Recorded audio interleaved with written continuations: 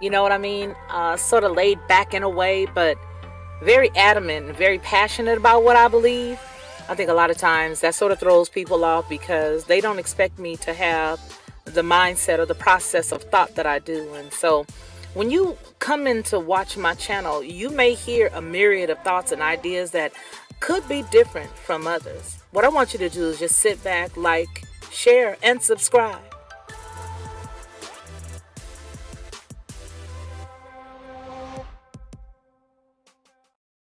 To receive instant notification each time I upload, please hit the subscribe button and the bell notification.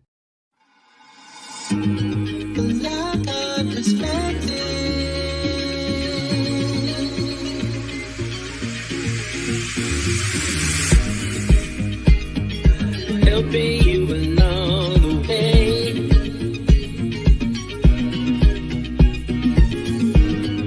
Helping you to make it through another day. Yeah, everything you need to know that you never knew, that you need to know. Look our perspective.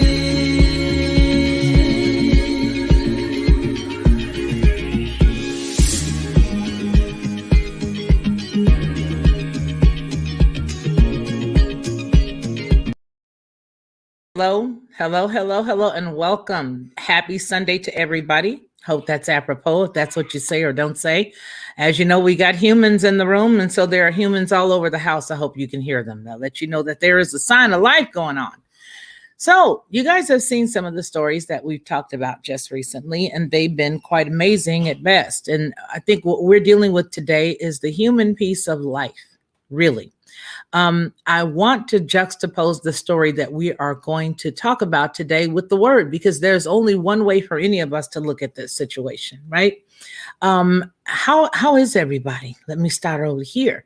And we'll just say, Ronnie Man, welcome. Hello and welcome. Welcome to you as well. So, as you can see by the title, there was a store owner, and this clip comes directly from the story. This is how they used it. The verbiage was a bit more unique, as it were, but that was their verbiage. That an Asian store owner beat a Black woman. But listen, it gets better. And my impression, I will show it to you, and then we will talk about it. But here's what I want to do. I want to first look at the word, because when you're getting anything, you got to get understanding, right? And so what I'd like to do is look at Matthew 24:12, right? And I want to do this, and I know my brother has got some other good stuff that he's going to talk about as well. So let's do it here. Let's see. Matthew 24:12. It says, "And because lawlessness will abound, the love of many will grow cold." I remember it being wax cold, but I guess different translations is going to give you, they're going to give you a different spin on it. So the love of many, what will cause the love of many to do? The love of many will cause people to act outside of themselves. It will cause destruction to family. The love of many waxing cold can cause people to do things that, they should not do. The love of many waxing cold can cause people to harm others, can cause people to harm themselves. It can cause a lot of stuff. And I want to say 420 TV, Freed Mist Films. Hello. Yes, and thank you so much for praying for Nancy. I will stop right now and tell you thank you. Thank you. Okay, let's see. Hello, Marty Lauderdale. How are you? It's so good to see you. So yes, the love of many, the love of all of humanity, basically having all these different directions that it's going in. Lawlessness is what is causing the love of many to grow or wax cold. Lawlessness abounds. Lawlessness on every front, right? So when you think of lawlessness, it's like, okay, well, just do whatever you want to do. And there is absolutely no there is no ramifications for your actions. You can cut up. You can be as ugly as you want to be. You can treat people as poorly as you want to be. And then when you do that, as the devil does in every situation, he will then expose you with the very same thing that he sent you out there with, right? There was a situation, and I don't remember. I know Ronnie is on the line with us as well, but there was a situation just recently where we were looking at something, and Ronnie said, you know, you can always tell when that demonic entity leaves that person to be out there on their own. You can tell because that person's countenance will change and they'll all automatically come to themselves, but that entity has left. If you're watching any of these replays or anything. And the replay that we're going to be, the actual story that we're going to be watching today is one that's quite disturbing. And yes, Ronnie is here. Let me show you. There he is. Okay. Let's see. Marty says, hey, at 420. Yes, prayers for Nancy. She is a friend, and she's a very good friend indeed. Like button alert. Yes. So we are on 2 channels today. I thought I'd also let you know that. So TLP is in the house, which is the entertainment side of the company or of me. Okay. I got a little bit of sense. I try to make sure that everything has a company name. It may not have no company cash, but it's sure enough got a company name, and it's sure enough got a LLC somewhere hidden. All right, so let's get into this because I want you all to see this frightening situation. Now, it's frightening because when you consider the fact that this woman literally went in a store and she cut up the way that she did, the frightening piece is that she absolutely saw nothing wrong with it. Apparently, she didn't think anything was wrong with it because, well, she did it. She did it. And not only did she do it, she continued to do it until they examined her head. They examined her head. So it's in the state of Texas. Okay. I'm gonna pull it up for you. Hope everybody is having a good day today. I know that some people do the whole Father's Day thing, and I think that's awesome for you that do. Happy Father's Day if that's what you do.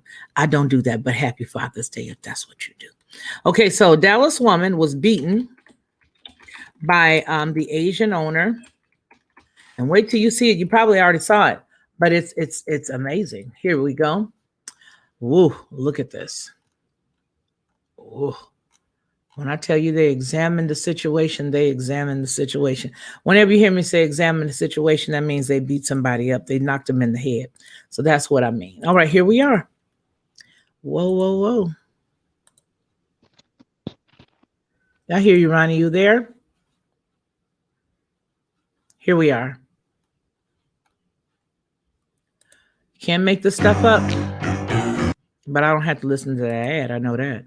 But you can't make this stuff up. So while the ad is playing, oh my, 23 seconds.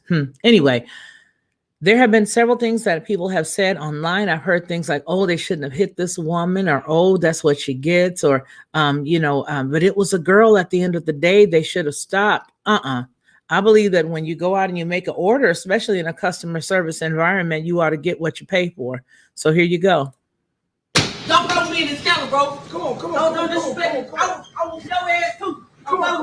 Okay, so now I have to stop it as we go so that I can definitely give you my commentary, because this piece belongs to the, I will give them their credit in just a few seconds, but I will tell you that I have to give them their credit as well as make it commentary. So it's from MTON News, okay, .com, MTONEWS,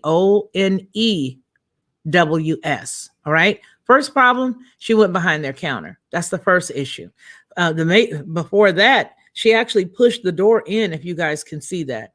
Let me show you again how she came. She pushed the door, and then he went to push the door, and she pushed her way through. So let's watch.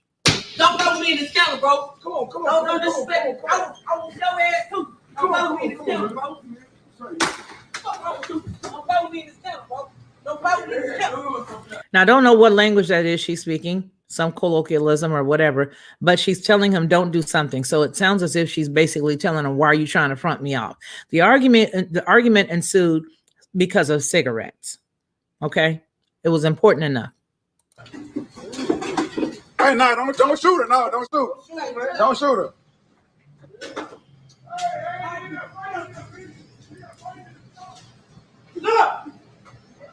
Now they're examining her head pretty well right here. Now she's saying chill out. Again, she's saying chill out. Problem number one, you guys got into a scuffle anyway, and you didn't know how to just take your stuff and either leave it there on the counter and go on about your business, or you didn't know how to just say, here you go, take your money, and then never go back again because maybe you needed your cigarettes or whatever it was you were getting. There are several different ways. We had several different steps, right? Now she's behind the counter and she's telling them to hold up. Oh, man. They got a pistol, man. He got a pistol. That's the only reason I ain't went back there yet. I know. I'm going to get him when he come out. He got that gun right there, man. Look. Now she wants to get out. Now she wants them to let her out. Here we go. And another one comes back. So now you got three of them going to handle business, but they got enough sense to stop it. There's two back here. Okay, so what is it that I want to say? Well, what I want to say is we're going to see a lot of stories like this coming on and on and on and on. And the purpose for me bringing it up is the fact that lawlessness is why we have this. I know everybody, this right here, I can talk about this on several different levels. All right. The first level that I could talk about it was the fact that, yes, they did have a right to defend their store. Playing devil's advocate, they wouldn't have had to had she not gone behind their counter. Plain and simple. Another thing everybody wants to talk about, well, it's a woman. But a lot of women right now are so totally into the whole feminism thing that they want to be a guy. So why can't she get what she paid for? The wages of sin is death. So any wages, anything that we do, we know that by divine reciprocity, we're going to have a pay date to that, right? So what's the problem here? The issue is several things. I'm going to deal with it on a human level, and I'm going to talk about the fact that it is just a bad situation all the way around. You're just coming off of a 1-year lockdown. This is in Dallas, Texas here. And you're coming off of a 1-year lockdown where a lot of people have got high anxiety. Some people can't pay bills. You got a myriad of reasons why somebody wants to act a butt, right? But if you consider the fact that this lady could have just done what she needed to do and go on, and then you look at the fact that what could have emboldened her to be this way. One of the things that could have emboldened her to be this way, especially in the Black community, is a lot of the stuff that's been going on recently that make people think that they are entitled to act any kind of way that they want to act, and people are just going to let it go. You bet not shoot me. I'm going to cut a fool. Now, what would have happened had this man, rightfully so, when her back was there beating that guy and he could not determine what was going on with his father, co-worker, brother, whomever it was, if he had that weapon and he released it on her, then what will we be talking about? You got the whole feminism thing. You've got the whole LGLQ, elemental XYZ, all this story is loaded. We want people to respect us, but then we want to be able to act any kind of way we want to act with impunity. People are doing things with impunity. There are more stories that are so much more grotesque than this that I would not bring up because they're really sad. But the love of many, the lawlessness that's going on right now in the United States because it's being allowed. You go all the way out to San Francisco, there are people who are picking up all the stuff that they can. Walgreens has now pulled out of Frisco. They're pulling out of that part of California because they're allowed to go into stores. People are allowed to go into stores. And now Walgreens says, okay, well, they won't let us arrest them or they won't let us do anything to them. So people are going in on bicycles or on little trikes. They're going inside of the Walgreens. They're taking everything off the shelf, sticking it in bags and literally walking out. This is the lawlessness that we're talking about. Right? So, Ronnie, I'm going to bring you in and we're going to look at some scripture and we're going to talk about this. How are you today, kind sir? I'm well, thank you. Can you hear me? Is everything I can on? hear you just well. I've been having some audio issues, but I'm glad to be here on the Lockhart Perspective today. I'm glad to have you. There was, yeah, I'm trying, Marty. I am trying because of the stress value of what's going on right now.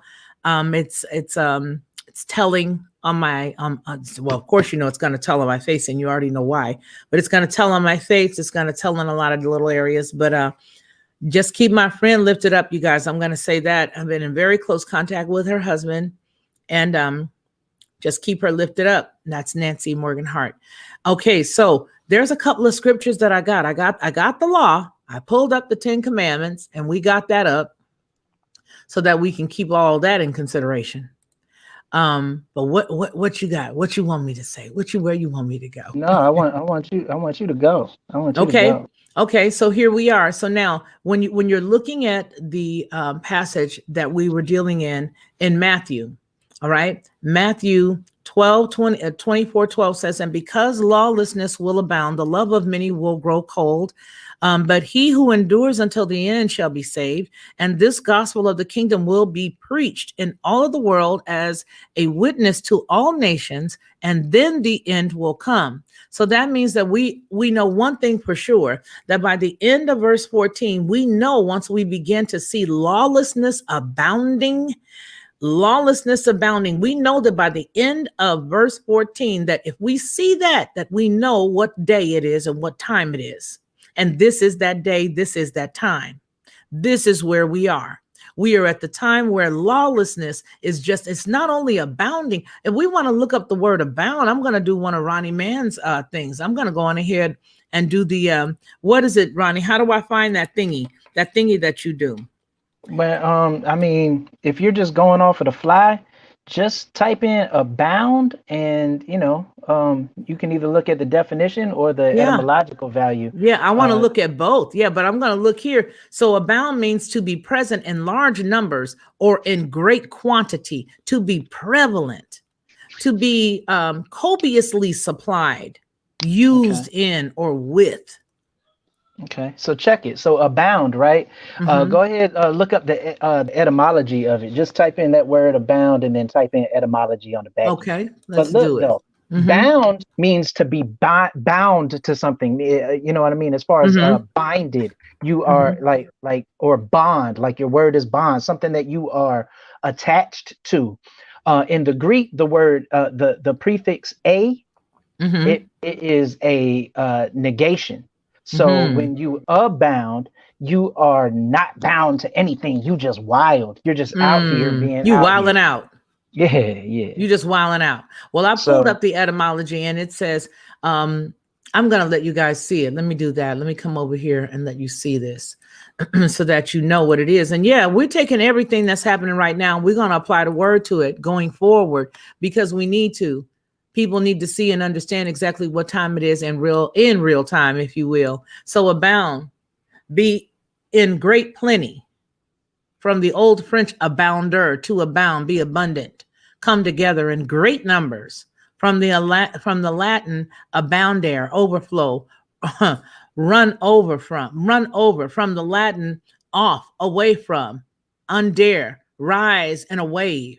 From uda, away. From pi, okay, under nasalized form of root, water, wet. Now, when you think of water and wet, water is one of the most powerful elements that we have.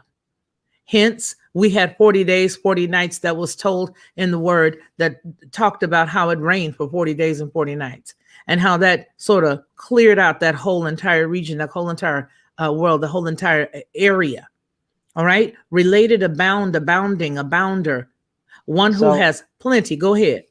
So like if you since you're talking about water, if you look at like a riverbank, the river is bound by its banks. And when it's abound, it overflows and it doesn't have any any boundaries. It's abound.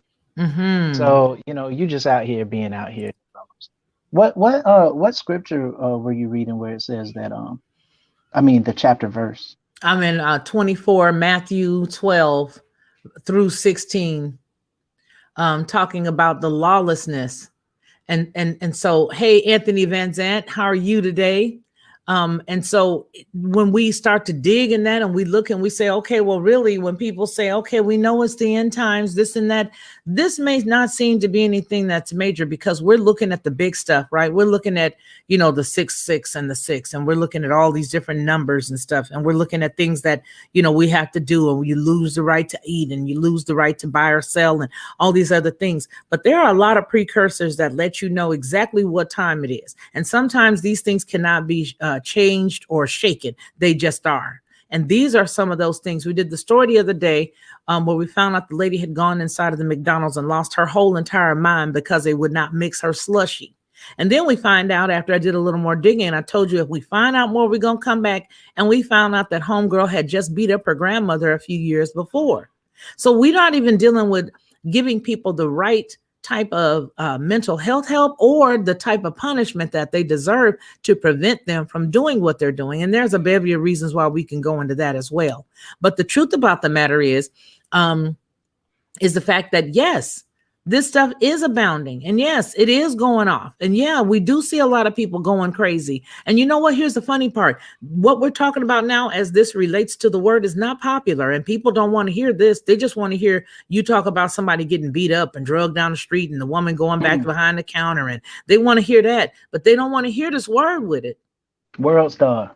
You see what I'm saying? Don't nobody want to hear the word attached to it. Don't nobody want to hear no black folks take the word and apply it to the crap that black people are doing out here in these streets. But that's what we're here for. And we on it today. So look, Felicia, I'm looking, it says, Marty Lauderdale said, I'm glad that you're covering this. I agree. We're going to be seeing a lot more of this type of behavior. Mm-hmm. And that's interesting because Matthew 24:12, it does say that it will increase, the wickedness will increase because the love of many wax cold. So I just looked at the interlinear in the Greek where it's talking about the increase or abounding, whatever word you want to use. Mm-hmm. And that word is the word where we get plethora from. So it's plenty. It's you see what SCDHL 2.0, can you read that, Ronnie? Can you see that? You see what SCDHL has on the screen there? Yeah, it says what, confined? Yeah, read that. Confined, past participle, confined. The third person present. Confines, past tense. You see that? Confines, yep, past tense. Confined, past participle. Confined. Mm-hmm. Found out in the thesaurus. Found out. For bound. That's heavy. If you break those words down, really just that's deep.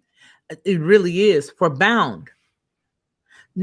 We are in this thing where we have to start applying the word to all of these things and not just the blanket statement that's so comfortable for all of us. And it's just natural for us to say it, right? Where we just say, whoa, these are the last days, or whoa, people are crazy, or whoa, this and that. I believe the more you're aware of this stuff, the less this stuff will happen to you while you in the store being an innocent bystander. You feel what I'm saying? It will increase. It will increase. Yeah. Go ahead, Ronnie. No, just to say what it is. It's Strong's 4129. The Greek Strong's 4129, and the word is plethuno. And of course, you can recognize the word plethora from that word plethuno. And it means to increase or to be increased or to multiply. So valid point. This is not going to be confined. This is not going to be something that we've just seen once or twice here and there scattered. This is about to be something that is extremely. We're gonna always see this until the even. Start to see this until the even. Until the even. We're gonna see it until the even. Yeah. And I'm gonna keep. Hey, you know what? Somebody just blessed me. Thank you. Oh, I so appreciate that. Thank you so very much for that $10 blessing. It says, bless those whose works are good and true. And that's from 420 TV, Freed Mist Films. Thank you. Freedom Mist. Freedom-ism. Well, freedom. I have Bell's palsy. It's sort of hard to put the words together. And then today I thought I was going to be cute and stick some lipstick on, which makes them even more. So with that said, thank you. I appreciate you so much. Thank you. And then Hayes, SCDHL 2.0, found that under the synonyms. Marty Lauderdale, SCDHL, says hello. So yeah, we're going to talk about it, and we're going to juxtapose the word with it every single time. So if people don't want to hear it, especially in my community, oh, you took the white person, oh, you took the Asian person's side. I don't want to hear that garbage. Look here, don't get mad, get right. Do not get mad at me. Go out and get right. But this is not going to happen. Now, I'm going to address one topic, and I'm going to address it from the standpoint of being a woman, and a woman who has a spouse and a grandmother. And so I'm laying all out there to let you know what kind of woman I am. I got a spouse, I got grandkids, I got kids. When you try to go up against a male and you try to put on things that look like a male, that pertain to a male, and then you want to act like a male, it is amazing how you get amnesia when you get in the environment where now you got to come with it. So these things are all showing you that the sin that you're in can confine or confound your mind and make you think. These are false realities that people are living in. These are false realities that people are living in, because you can think that if you act a certain way so much that you become that thing. Well, you can become that thing to a certain extent, but you can never be that thing. You can go out here in the middle of the yard and bark like a dog. It don't mean you're a dog. Because people going to see a fool on all fours barking at the moon and howling at the above.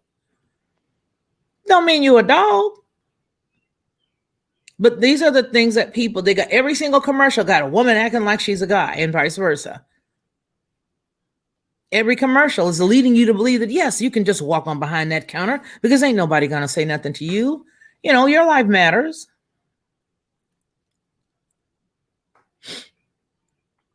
Mm-hmm.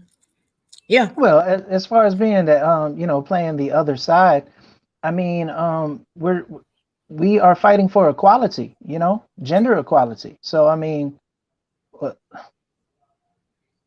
I can hang with the big boys, or I can go into the female's bathroom. I can do whatever I want to, however I'm feeling for the day. Mm-hmm. So. And then they want us to have this gigantic amount of sympathy for people who cut a fool while trying to act like something that they're not. They woke her up real quick, though. Mm-hmm. She got woke up really, really quickly. When they start to examine her head, she woke up real quick. I'm not joking. I'm being real. When they started to examine her head, she came to herself like the son, the prodigal son, who woke up inside of the pig pen. The word of Yah says he came to himself and he realized, yo, what am I doing in here? My father's servants are living better than this. They ain't better. Let me get my butt on up out of here. She came to herself. Okay. All right. Basically, uncle, auntie, whatever. But these are the things, and this is the reason why I'm talking about this. And I will continue coupling it with the word, because the issue is not that you think or that you had some type of problem in your life. You need to go have counseling. That's why they pay counselors. That's why counselors are. Take your rump someplace and get you some help, instead of walking around acting like you're something that you're not. And then when somebody reminds you that you're not, now you got to have somebody feel sorry for you. Now you want everybody that's watching it to. Now, had they shot her in the back, she still would have been wrong for going behind that counter. She still would have been wrong for going after that elderly man. She still would have been wrong for every single thing that she did. But they would have given her a square like they did yesterday, what I was talking about. We are rewarding people for doing things that's bad simply because the police are involved in a situation. And then all of a sudden, when they do things that they do, which not necessarily right, don't get it twisted. Then all of a sudden we want to march. Why not march prior to having the problem? Nobody wants to talk about that. Nobody wants to talk about responsibility, personal responsibility, understanding that what we just came off was a jubilee, and people don't even get that.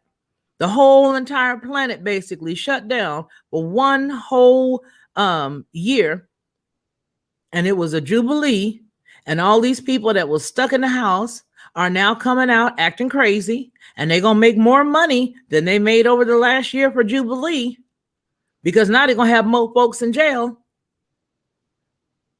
and that ain't nothing but a money pit.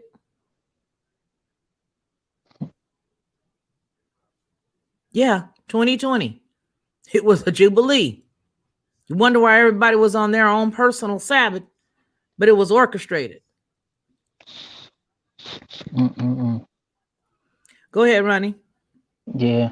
Before we go there, that's a valid point, and we should segue and discuss that. But since you're talking about being lawless and things like that, First Corinthians in chapter 6, it tells you who's not going to inherit the kingdom. It tells you blatantly who's not going to inherit the kingdom. So everybody that's running around acting like, oh, because they are my color, your color, or whatever, they are a part of that promise. No, you ain't. Go ahead, give it to me again. You said Corinthians. Yeah, First Corinthians chapter 6, and I'm gonna start in 9. Okay. And we could segue with verse 8 afterwards, but good gracious. Yeah, we could segue with verse 8, but yeah, starting at chapter 9. Can you verse see 9, this on the screen? I think you can. I still see abound. Oh, okay. But, okay. And forgive me, I'm having some audio issues. Can you hear me well? I hear you well. Okay. I hope so. I hope everybody hears. Now you guys can see this. Yeah, so look at verse 9. It says, what am I reading? I'm reading from the King James. So it says, know ye not that the unrighteous shall not inherit the kingdom. Be not deceived. Fornicators, idolaters, adulterers, the effeminate, or abusers of themselves with mankind, people who doing things with the same type of gender, nor thieves, nor covetous, nor drunkards, nor revelers, nor extortioners shall inherit the kingdom of Elohim. And such were some of you. But you were washed, you were sanctified, and now you were justified in the name of Yahweh Shah by the Spirit of our Elohim. So this is the thing, though, that I'm just honing in because we see the type of individual that went back there in the mind, went back there in that store, correct, and stepped over her boundary, and acted way outside of herself. There's this you infected with a spirit from a long time ago, apparently, because now you are absorbed full-fledged into that. Like that's who you are. That's who you are. And I'm glad that you're not monetized now, so we can just talk plainly. But so let me give you a correction. We still have that. I do not monetize the videos any further. If I unmonetize the channel, then they will still run ads and they will make money. Aha. So we kept the channel the way it was, but we just do not click the button. It will not be monetized. If I push that button, then there's a few things that happen. If I take it and just take it away completely, then they will still stick ads and they will still reap the benefits. Aha. So, yeah, I get it. I get it. Yeah. Okay, well, I'll use moderate terminology as much as possible. But you know, I mean, when you identify with a certain position, a certain societal aspect that is unscriptural, and you identify with it well, and you represent that, you've been doing this for a while. Like you are very comfortable in your skin, and it tells you plainly what we just read in First Corinthians chapter 6, verse 9, who isn't going to inherit the kingdom. So, you know, just know that these people that are out here lacking self-control and running amok, these people are not you. These people do not have the same mindset that you have. They don't have the same goals. They don't have the same foresight. They don't have the same vision. They don't have the same, ultimate ending as far as where we want to land when it's all said and done. So we have to eliminate that from the equation. We can't look at these people and want to imitate, want to even associate. None of the above. You know what I mean? We clearly have to separate ourselves.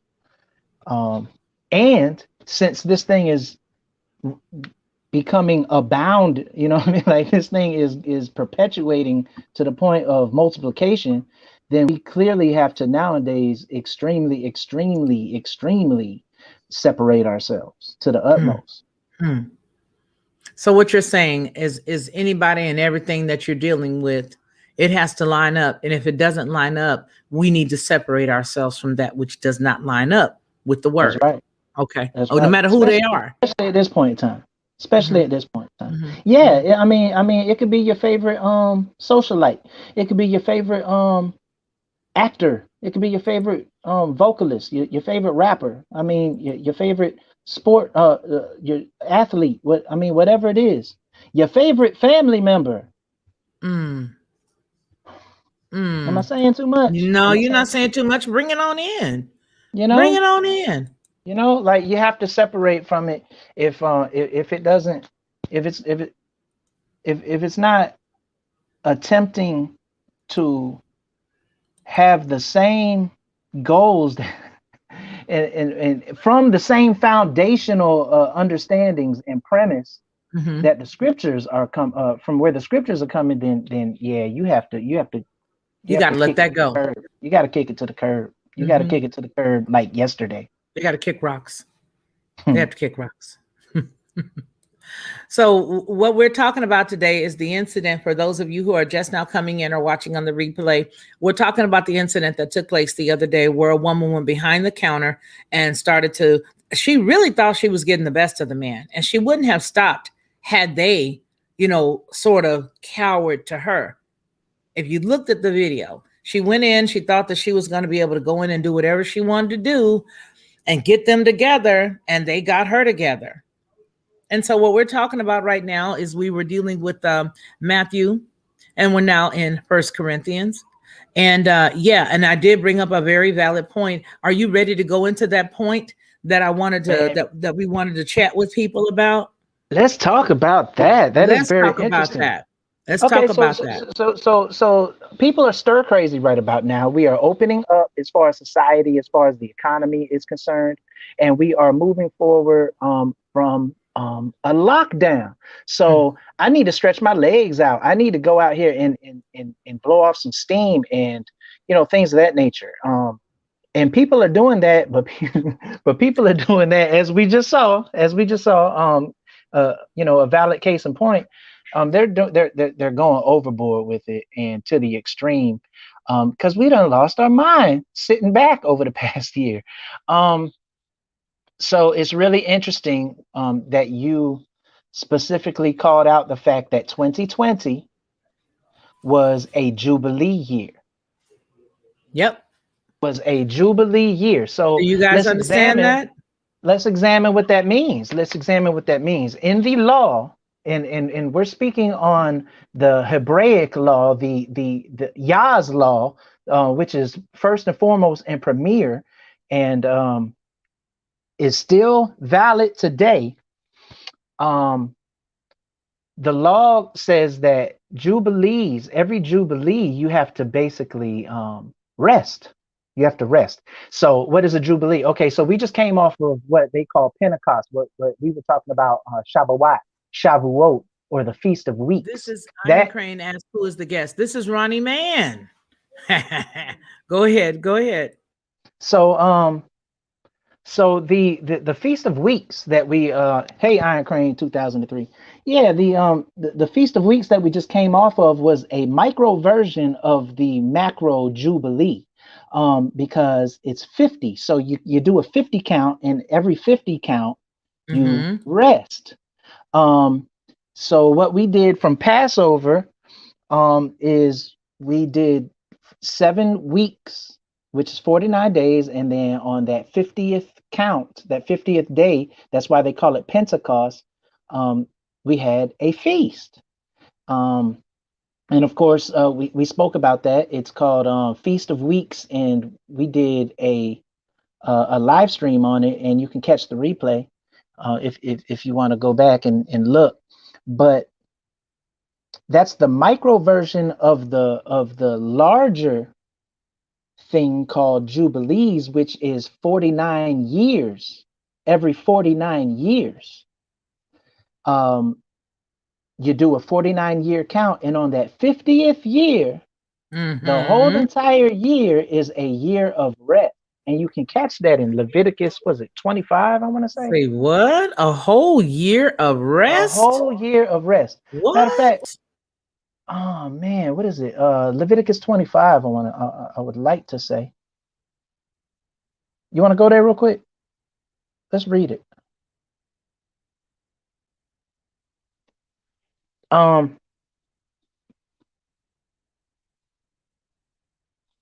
Yeah, so there's a whole entire year of rest. And basically you have to shut everything down. There you go. Okay. So scroll down to I don't know, midway, maybe verse 10. Verse 9.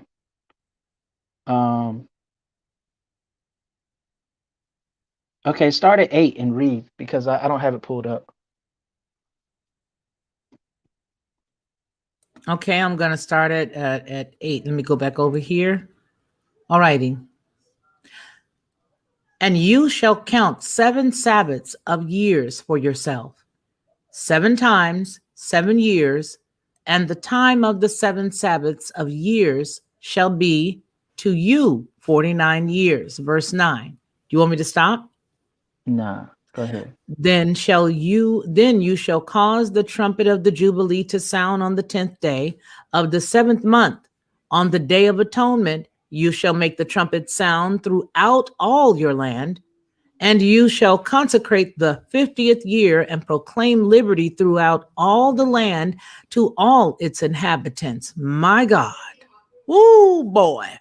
And Okay. it shall be a jubilee for you. You want me to keep going? Yeah, where are you? I'm down here losing it over here in verse 10. So you're at the end of verse 10? In the middle. No, it shall be okay, a jubilee for you. And okay, each and you shall return every man unto his possession, and ye shall return every man unto his family. So let's break this down just really, really quick. Okay. Come on. Okay, let's break this down. Last year, 2020, whether it was or whether it wasn't, it was the year of Jubilee for Judaism. For the whole entire faith-based community of Judaism. For the Jews, or I'll say the so-called Jews. I think we're on board with you understanding why I'm saying the so-called Jews. So listen, as far as they are concerned, last year, the year 2020, was a Jubilee year. So check it. Verse 8, it says, you shall number 7 Sabbaths of years. So that's 7 years, 7 times 7 years, which is 49 years. And then verse 9 says, thou shalt cause the trumpet of the Jubilee to sound on the 10th day of the 7th month, and in the Day of Atonement shall ye make the trumpet sound throughout all your land, and throughout all your land, and ye shall hallow the 50th year. So at the end of the 49th year, they blew the trumpet, and they prepared the whole entire world to rest for the 50th year, which they tell you is 2020. And proclaim liberty throughout all the land, liberty throughout all the land unto all the inhabitants thereof, and it shall be a jubilee unto you and you shall return every man unto his possession, and you shall return every man unto his family. A jubilee shall that 50th year, which was the year 2020, be unto you, and you shall not sow, neither reap that is which grows in and of itself, nor gather the grapes in it of the vine presses, of the vine undressed, for it is a jubilee, and it shall be set apart unto you. So check this out. Okay, let me just go ahead. So I hope that you understand what was just said. The 50th year, which the so-called Jews say is the year 2020, was the 50th year, which is a jubilee year. And just very coincidentally, the whole entire world was shut down last year. What a coinkydink. Let that sit for a second. Let that sit for a second. And to illustrate my point and to corroborate my point, the people who run the banking conglomerate are Jews. And for the first time in anybody's life, you didn't have to pay your rent, you didn't have to pay your mortgage, you didn't have to pay your light bill. They threw money at you. They told you that you can stay home. Sound like a jubilee to me. We're gonna give you more for staying to the house. That was jubilee, and they didn't say nothing to us, but we figured it out. It says it shall be at the end of verse 10. It says it shall be a jubilee unto you, and you shall return every man unto his possession. Go home, and you shall return every man unto his family. Y'all have to stay in the house. Y'all are on lockdown. Be with your family. A jubilee shall be the 50th year. Look, man. Look. They set this thing up They set this thing up. They were cold. They smooth with it. They smooth with it. And the way we figured it out, me and Ronnie the other day, we were like, yo, whoa, wait a minute. I said, wait. He said, wait. We said, what? All I know is you can't make this stuff up. That's all. And you know, I mean, you guys may have all noticed something weird happening with your bills recently, right? Like right as soon as we came off. That's what got us into the conversation, because we were like, yo, wait a minute. What is this? And what is this? Crazy things have been going on. And once we started pulling it together, and we were like, I wonder. We did the math. We pulled it up. Ronnie pulled it up. We looked. We were like, yo, really? That's all I know to say. I'm gonna let you have this one, Ronnie, because this right here is just too unbelievable. I mean, it's unbelievable, but that's what happened. Okay, so the powers that be, and this is what I'm saying, because it's the banking conglomerate that shut down. I mean, the economy shut down. Markets shut down for a whole entire year. That's because they were and it's not a reach, because who runs the banking conglomerates? Jewish families do. Yeah. They observed the feet. They observed the entire year of rest last year. And since they're the ones who run the banks, they shut everything down, because they're observing what they hold, you know, as far as their belief system. And it's a ceremonial thing for them as well, because of what they are steeped in. Now, how do we get to this point? Let me tell you. I got a bill from 2003. I ceased business with this company in 2005. A couple of months ago, I get a bill, and I'm looking at this thing like, wait a minute. I shouldn't be getting this. It enraged me that they would have the gall to even attempt this. And so I didn't respond. I tore it up. It's 2021. What are you talking about? Then Ronnie called me with another instance for him personally the other day. So we got to talking, and I brought that topic up, and I was like, these people are crazy. And then I remember another friend telling me something weird happened, but we got to talking, and Ronnie and I got to putting the pieces together. And I said, it almost makes you wonder if there was some kind of jubilee or something going on. And Ronnie said, yeah. I said, yeah. He goes, Well, let's check it out. Man, by the time we were done digging through this thing here, this right here is that. The gall that they would have to roll it like this. And they did it where, you know how Rome is in control of the world back when you look at the old Roman Empire is in control of the whole world. This is exactly what they did. So they took stuff and put it back to the way that it was in this grand reset. Hope y'all feeling us. I hope you're feeling us. That's wild. That is wild. So I mean, so the fact of the matter is that, listen. So the biblical year is, as far as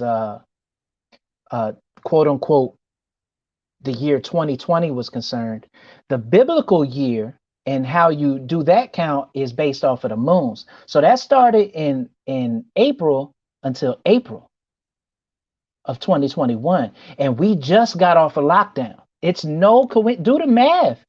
I mean, just okay. It's very coincidental. Let's say that. I'm just saying that just to say it. It's not a coincidence to me, but I mean, at the very least, it is profoundly interesting if you do the math. Profoundly interesting. If you do the math, and you can see. This whole thing is because because it was the banks that shut down. It was the economy that shut down. I can't say that enough. I can't stress that enough. And who is the banking class?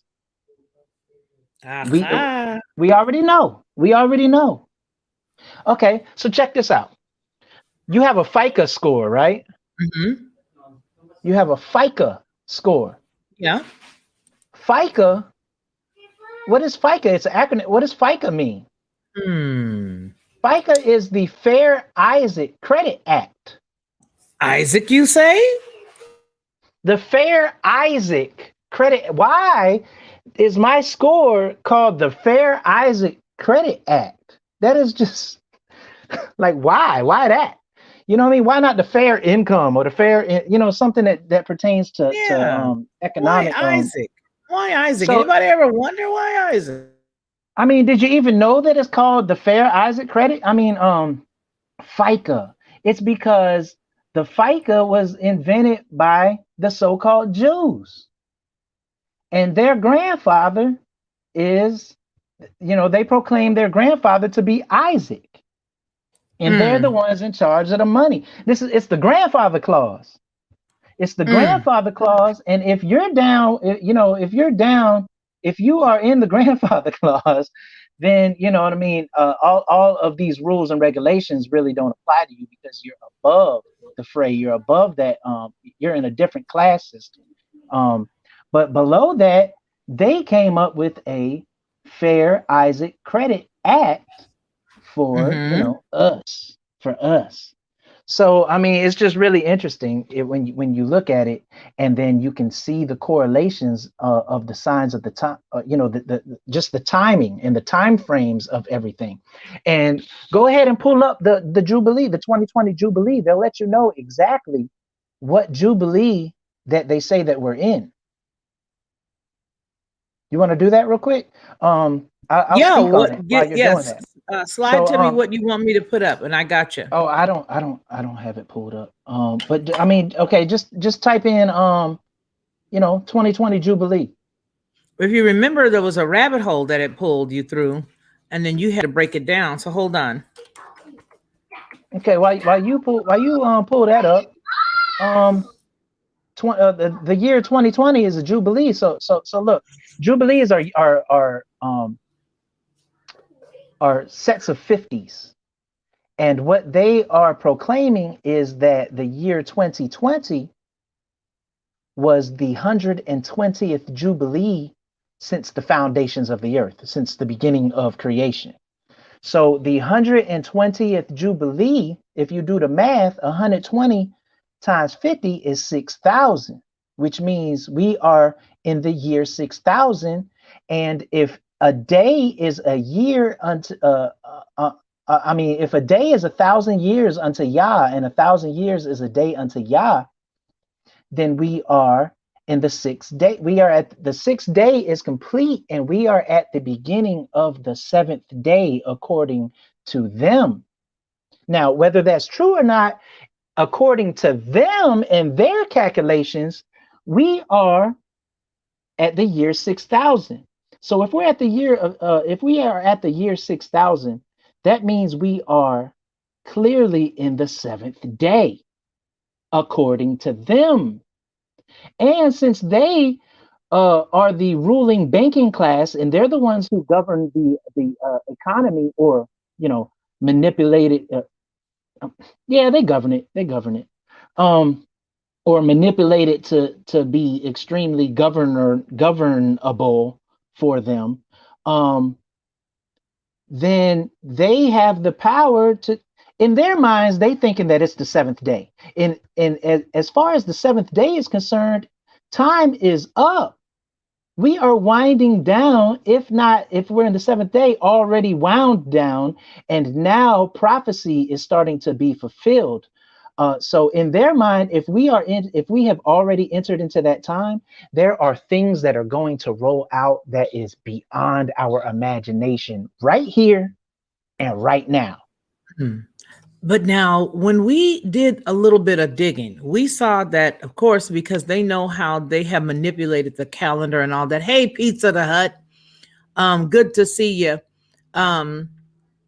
We know that there was some dates that, because you and I had looked at it, we were like, okay, but what are they doing? And then we found out what they were doing with the actual, that the 50s, 80 something, and then something, the 6,000, this or that or whatever. But it is amazing to me that this literally happened the way that it happened, that they literally did shut the whole joint down. The whole joint, they shut it down. The whole thing. I don't know, Ronnie. I don't know. But I mean, there's a lot of people rolling around with some money. And then you remember there's one other thing people kept talking about, and that started with an N and a G. Everybody was talking about the N and the G word, the N and the G word. The N and the G word starts with the N and ends with an A, starts with a G and ends with an A. They're both acronyms, but everybody was talking about it. Everybody started getting broke off a little bit of money, but they wasn't going to give it all to you. They were just going to give you a little bit of it. I don't know. I think this is scripturally that there's a lot of stuff that's going on that I don't think we are even. We scratching the surface. That's what we do. We are scratching the surface right now. That's what we're doing. This is to get our eyes open to the to their mindset. I mean, and the whole timeline of it all. The fighting and the arguing, and then the control, and then the covering up, the slavery. Okay, so you think about it: the arguing, the fighting that's out in the streets. You got all of that going on. You got the mandates with this going on, which is basically enslavement, control, the things that and then you let them free after that. You let them free. Man. I'm off the screen. These people tripping. It all lines up, though. It's like, yo, this is all lining up with that. If you can break every single bit of this down to slavery, you can exactly. Man, are we going there? Are we going there? Because you're right. There. We going there. And they every human being you see, to everybody chattel. I mean, it just dropped on us. It's not like we just went around and said, hey, let's try to. No, this dropped. And when it dropped, we were like, yo, we got to tell everybody. But look at every single point of slavery. Look at every single point that everything has been done. You can't go out. You can't do this. Simon says, every single thing you look, it's like, don't go, go. Don't come, come. Don't drink, drink. Don't eat, eat. Don't visit, stop, go. Everything is, let's see how much you can take. Let's see how much you can take. Here go $1, here go $2, here go $3. All of the start with an N, end with an A, start with a G, end with an A. Supposed to be one lump sum. And people been getting that one lump sum broken off. I'm telling you guys, this is something else. Go ahead, Ronnie. I'm gonna start to pull some of the comments up. Go right ahead. Okay. Yeah. Just as far as the Jubilee year is concerned, like I said, as far as what they believe in their belief systems and how they are moving forward, it is the year 6000, which is crazy because it's actually the year 5784 or something like that. Yeah, it is. It's actually, yeah, it is. But then who really knows? Because you remember, if you look at the book of Enoch, where they added some time, and then they took some time, then they manipulated a little bit of time. It goes to show that somebody been keeping up with their calendar. Yeah, but if you type it in, like you can show everybody, you know, in the listening audience and the viewing audience that they clearly think that it is the 120th Jubilee. So we just ended the 120th Jubilee. So we're entering into a brand new cycle of a 50-year count, of a 49-year count, and then that next 50th year also will be a Jubilee as well. So this is the thing though, at that Jubilee, at that 50th Jubilee, everybody's supposed to let go. Slaves supposed to be let go, everything, like any debts supposed to be canceled. It's interesting they didn't do that. They just they did do the part about they did it amongst themselves. And they also did it also with some of the some people who have student loans. So there was a portion of people with student loans. Again, you know, that goes to the grave with you. Right. So it goes to show you that they're implementing a lot of these things. They have to do it lawfully as far as the legalities through proper legislation and things like that. But why are they even at this juncture doing these legislations and having that conversation in the first place? It's because the ruling class who was above them, you know, is telling them, yeah, this is the time for that. This is definitely the time for that. And a lot of people sold their stocks, their shares. A lot of people stepped down as far as a lot of very, very high profile CEOs has stepped down or is stepping down. Or one big time at two different occasions, but at one big time, boatloads of them. Some of them even sold off a lot of their stock. If you see, there was a story that we talked about where the Gateses had taken and gotten rid of a whole bunch of stuff. Some believe that it was because they were now into the divorce, but I submit that it was before that, because this, I mean, yeah, I'm sure that they've known they were getting a divorce. They seem like very organized people when it comes to being orderly, right? But my point is, they sold off a great deal of their Amazon stuff and other things at the close of last year, if I'm not mistaken, either the close of last year or the top of this year. My point, they sold off their whole boatload of Twitter and I think Amazon. Somebody can check me on that, but I think it was Twitter and Amazon, if I'm not mistaken.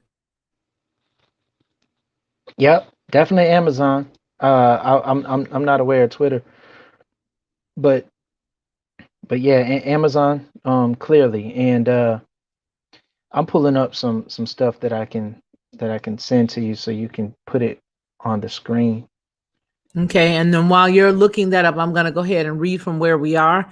Marty Lauderdale responds to SCDHL 2.0. I hope your mom's doing better. And then Marty Lauderdale, there hasn't been really much improvement. I'm still down here helping her out, and I won't leave her behind. And she doesn't want to go back to Arizona. It was too prehistoric for her. It's too prehistoric for her. Aw. And then Pizza the Hut says, when are we? I know where we are, but when are we? Exactly, Pizza the Hut. Iron Crane 2003, Marty Lauderdale agrees with you. Ah, thank you. I agree, she says. SCDHL is rolling laughter. We tote our own water because we live in the middle of nowhere. In the middle of nowhere. That's what I thought was fun. Freedom Farm says, excellent find. Anthony says, gotta shut it down to lockstep assimilation. It's a controlled implosion via perception management. Hegelianism 101. Hegelianism 101. Because we are all slaves to these bad cats, and under the radar, it's nothing but ugly. Good afternoon. You know who that is. That is Van Zandt. Yeah, that's him. Yep. Afternoon. Freedom Farm says Iron Crane 2003, one of our channel members, as well as Marty Lauderdale, one of our channel members. Thank you for being here. Marty Lauderdale says, SCDHL 2.0. Yeah, that's a difficult situation. Good of you to stay to care for her, brother. Yes, it is very commendable as well. That is a good thing.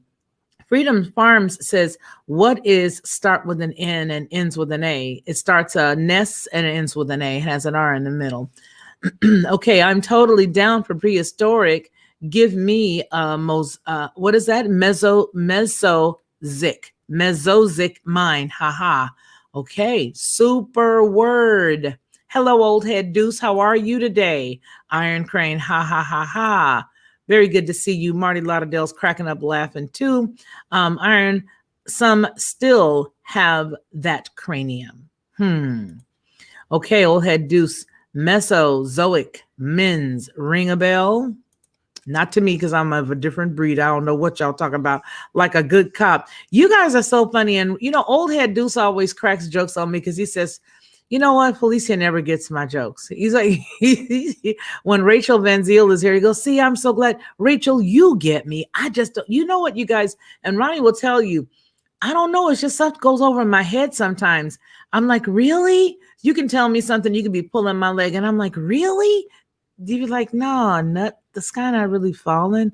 I'm like, oh, okay. Sorry, I was trying to really move because I didn't want it to hit me. Seriously, I can get like that. So anyway, Ronnie, where are we on that? Do you gotcha stuff? Some farmers were supposedly getting debt relief. Yes, some were. Some were. And then did I read to you guys the other day that they're not? Remember, we just did the whole debt. We did the whole debt relief thing with regards to what everybody was getting angry about. Oh, just the black farmers. No, there were a whole bunch of farmers that they slid, as they usually do, because black folks allow it to happen. They'll slide everything under black people. They slid color farmers, everybody under that heading and said, we're gonna hold. Go ahead. I mean, let's just stop right there and discuss that briefly. That's a good point as far as the farmers go. Like, agriculturally, they were given money to subsidize what wasn't being harvested because you're not supposed to harvest the land in Jubilee. I mean, so just look at all the angles and then remember it just happened. So just like take a moment and remember some of the things that happened. You remember all the chicken farms? Like they had to slaughter all the chickens, and then there was some pig farms they had to slaughter. And milk. They had to get rid of all the milk because they weren't harvesting these things because you're supposed to sit on it. The whole entire year is a sabbatical year of chill out and let the land rest. Wow. Are you guys concurring? I mean, do you guys see where we're headed? I mean, how do you all feel about this? Let me know in the chat. SCDHL says, I feel that I owe it out of gratitude. Oh, for mama, that is so sweet for taking care of me for the first portion of my life, and not as an obligation. She's going to be 89 on that bad, I think you're saying birthday in September, on that bad day in September at Marty Lauderdale. That is so sweet of you to be there with her. Joe Friday, I was rolling yesterday. Okay, property isn't going anywhere. Yeah, property is being, and you know what? I know SCDHL knows this. Property is being purchased up by big, gigantic banks, by loads of companies, so that they can have nothing but renters. If you notice in your community, the rent has risen in prices. If you have rental property, you will notice that now all of a sudden you can get more for that piece of property than you used to be able to get for it, because they're raising up the price of the rental property. And it's also because of the fact that the banks are purchasing up all of the houses that people want to sell. I was talking to a friend of mine in Georgia the other day, and she said, you know what, you're making sense, because I just started getting, my mother and I, she said, we just started talking. She said, and we are both getting these letters with people saying, I'll buy your house. I'll buy your house. And she says, I don't want to buy my house. I want to own my house.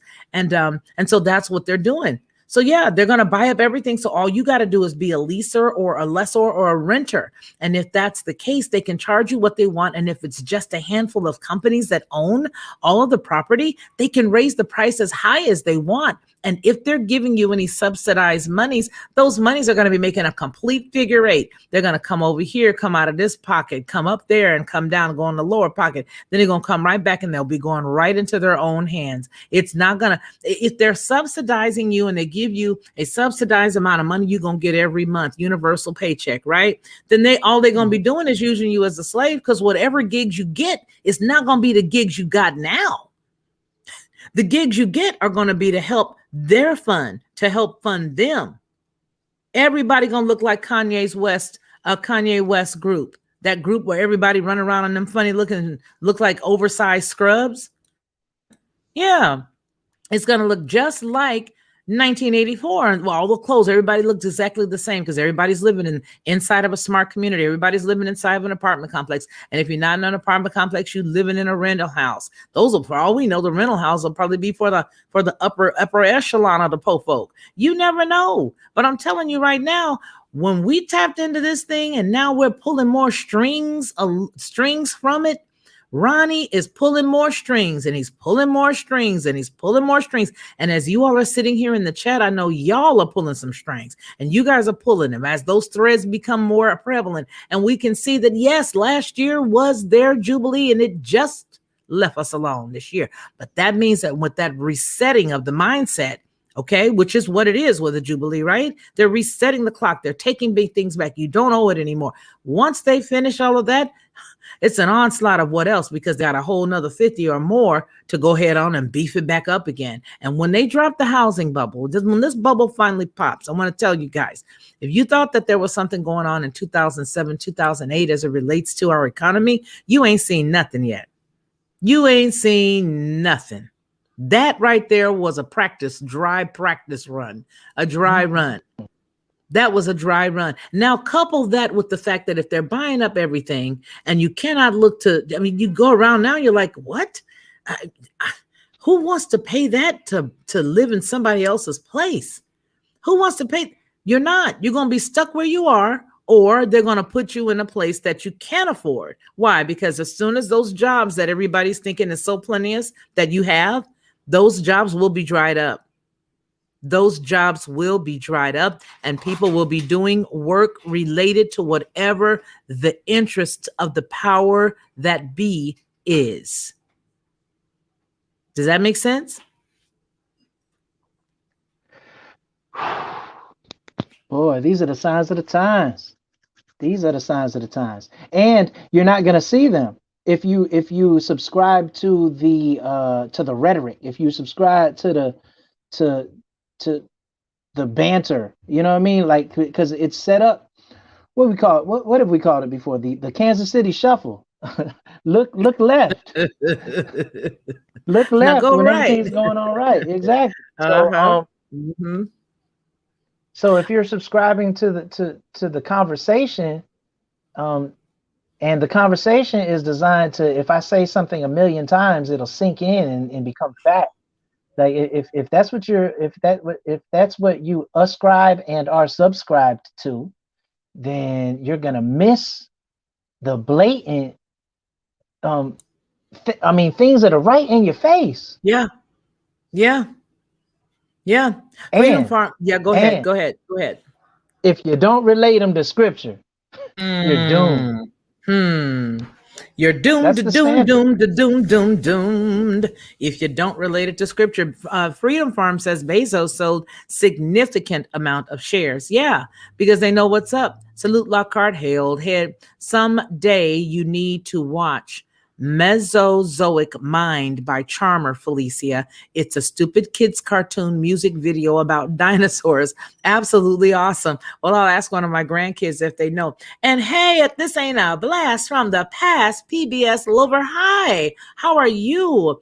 Is this talk about biblical agricultural knowledge? In part, yes, it is. And Sorta. ironically, yes, sort of, yeah. Rachel Benziel, I just thought about you. And she says, Black Rock, I literally just thought about you, and look there, and there you are. Ida Hardy, how are you? Chinese corporations are buying property, golf course communities too. Yeah. And so what they've done is they've just made sure that they're rolling out everything. You just came in. It's good to see you. To Ida Hardy's point, she's absolutely right. You see what's on the screen there. They are. And that's the reason why your name's being put someplace. So you may as well shout it to the Raptors, cry loud and spare not, because they already know who you are. If you who you are, who you are, they already know who you are. So you may as well say that today is the day of salvation. Hallelujah. Come on. Today is the day of salvation. Now is the day. Now is the day to receive the Most High Yah. Now is the day to go into Him. Now is the day to come out of her. Now is the day. Come on, y'all. It's time to tell everybody that it's Him and Him alone that sets us free. Since they already know who you be. You ain't got no time to be afraid of it. No time to be afraid of it at all. What you scared for? Don't be scared. Look up. Because your redemption draws nigh. Don't have no fear. None. Be bold in Yahweh and the power of his might. Be bold in your Elohim and in the power of his might. Be bold. Don't get scared, y'all. Pop your collar. Do something. But shake it off and do what you got to do. Because now is the time for you to just scream. Shout it loud. They mad at you anyway, give them something to be mad about. Let's give them something to talk about. This is that. Just what she says right there. So you already know who coming. But we don't fear no dragon. Not when we belong to the Most High Yah. What you scared for? You surely do not fear anyone who can harm this natural body, but the one that could commit your soul to hell. For him we fear greatly with reverence. Right? Yeah, that's right, with reverence. So this is what it's all about right now. We're not no cowards. We're not sitting up doing this right here. No, we're not. Yeah, you saying it. You are saying it. You getting in the middle of the ring with the bad dude or the bad chick, and you know there's a chance you're going to get your block knocked off, well, you come on with it. Come on. Bring it. Bring it. It's do or die. And if I lose, you going to know I've been there, and everybody else that see you when we done, they going to know I've been there.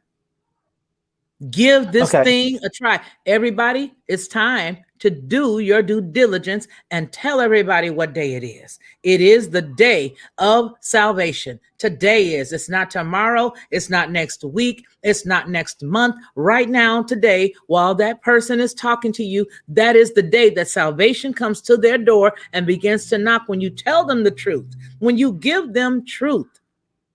Go ahead, Ronnie.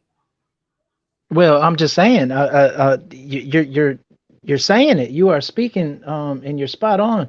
This is the thing, though. If today is that day, then you have to choose this day who you will serve. Listen. You have to choose this day whom you will serve. And I promise you this: there's many of us who think that we are on the right side, and we are deceived. We are deceived. If you are still holding on, because look, like I want to impress upon you this, in their minds, it is the seventh day.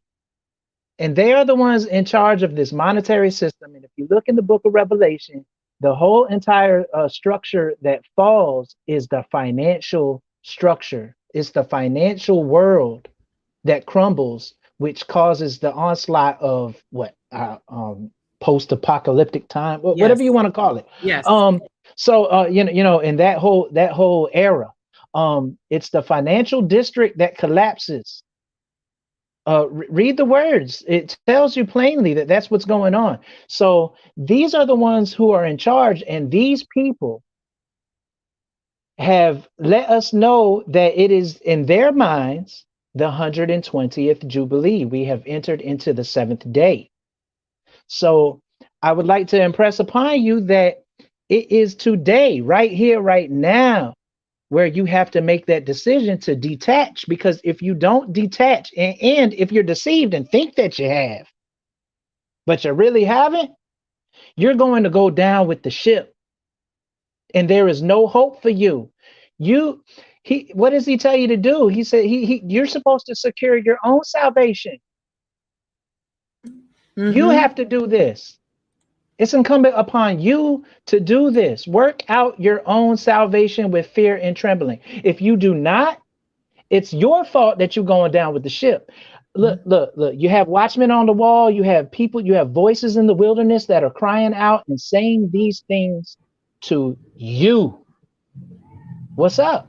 What's up? Choose ye this day. Let's go. Let's go.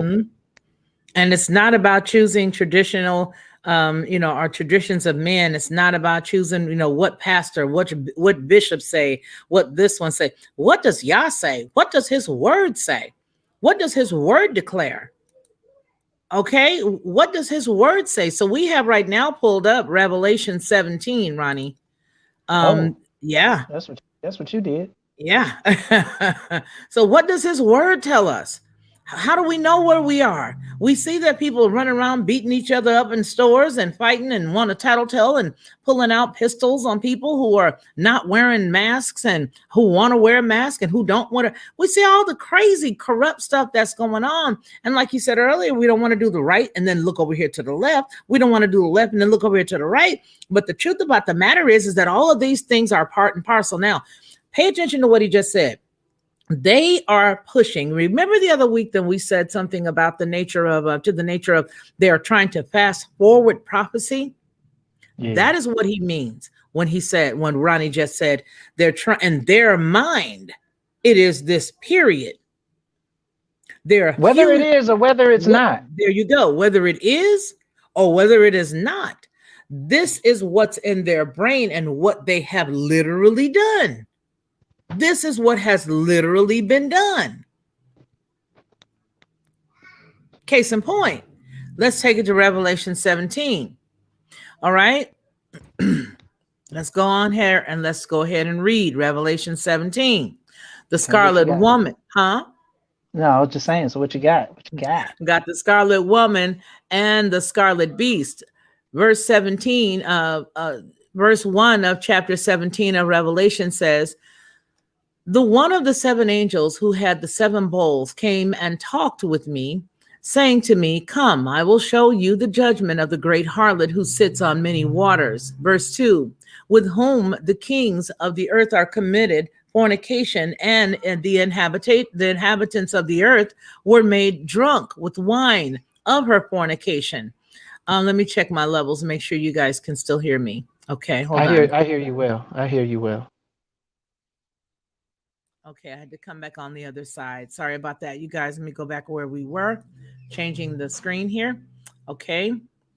All right, so it says that the inhabitants of the earth were made drunk with the wine of her fornication. They were made drunk with the wine of her fornication. Think about that. Listen, exactly. And listen to the undertones. Listen to the underlying message that it's telling you. Yeah. This is this woman. This is the corporate world. This is the corporate structure. When you are committing fornication with her, that's why the corporate lingo, the terminology is we're in bed with each other. This company is in bed with this company. you guys are in bed with each other. You're committing fornication against or with each other, and these corporations are sitting on many waters.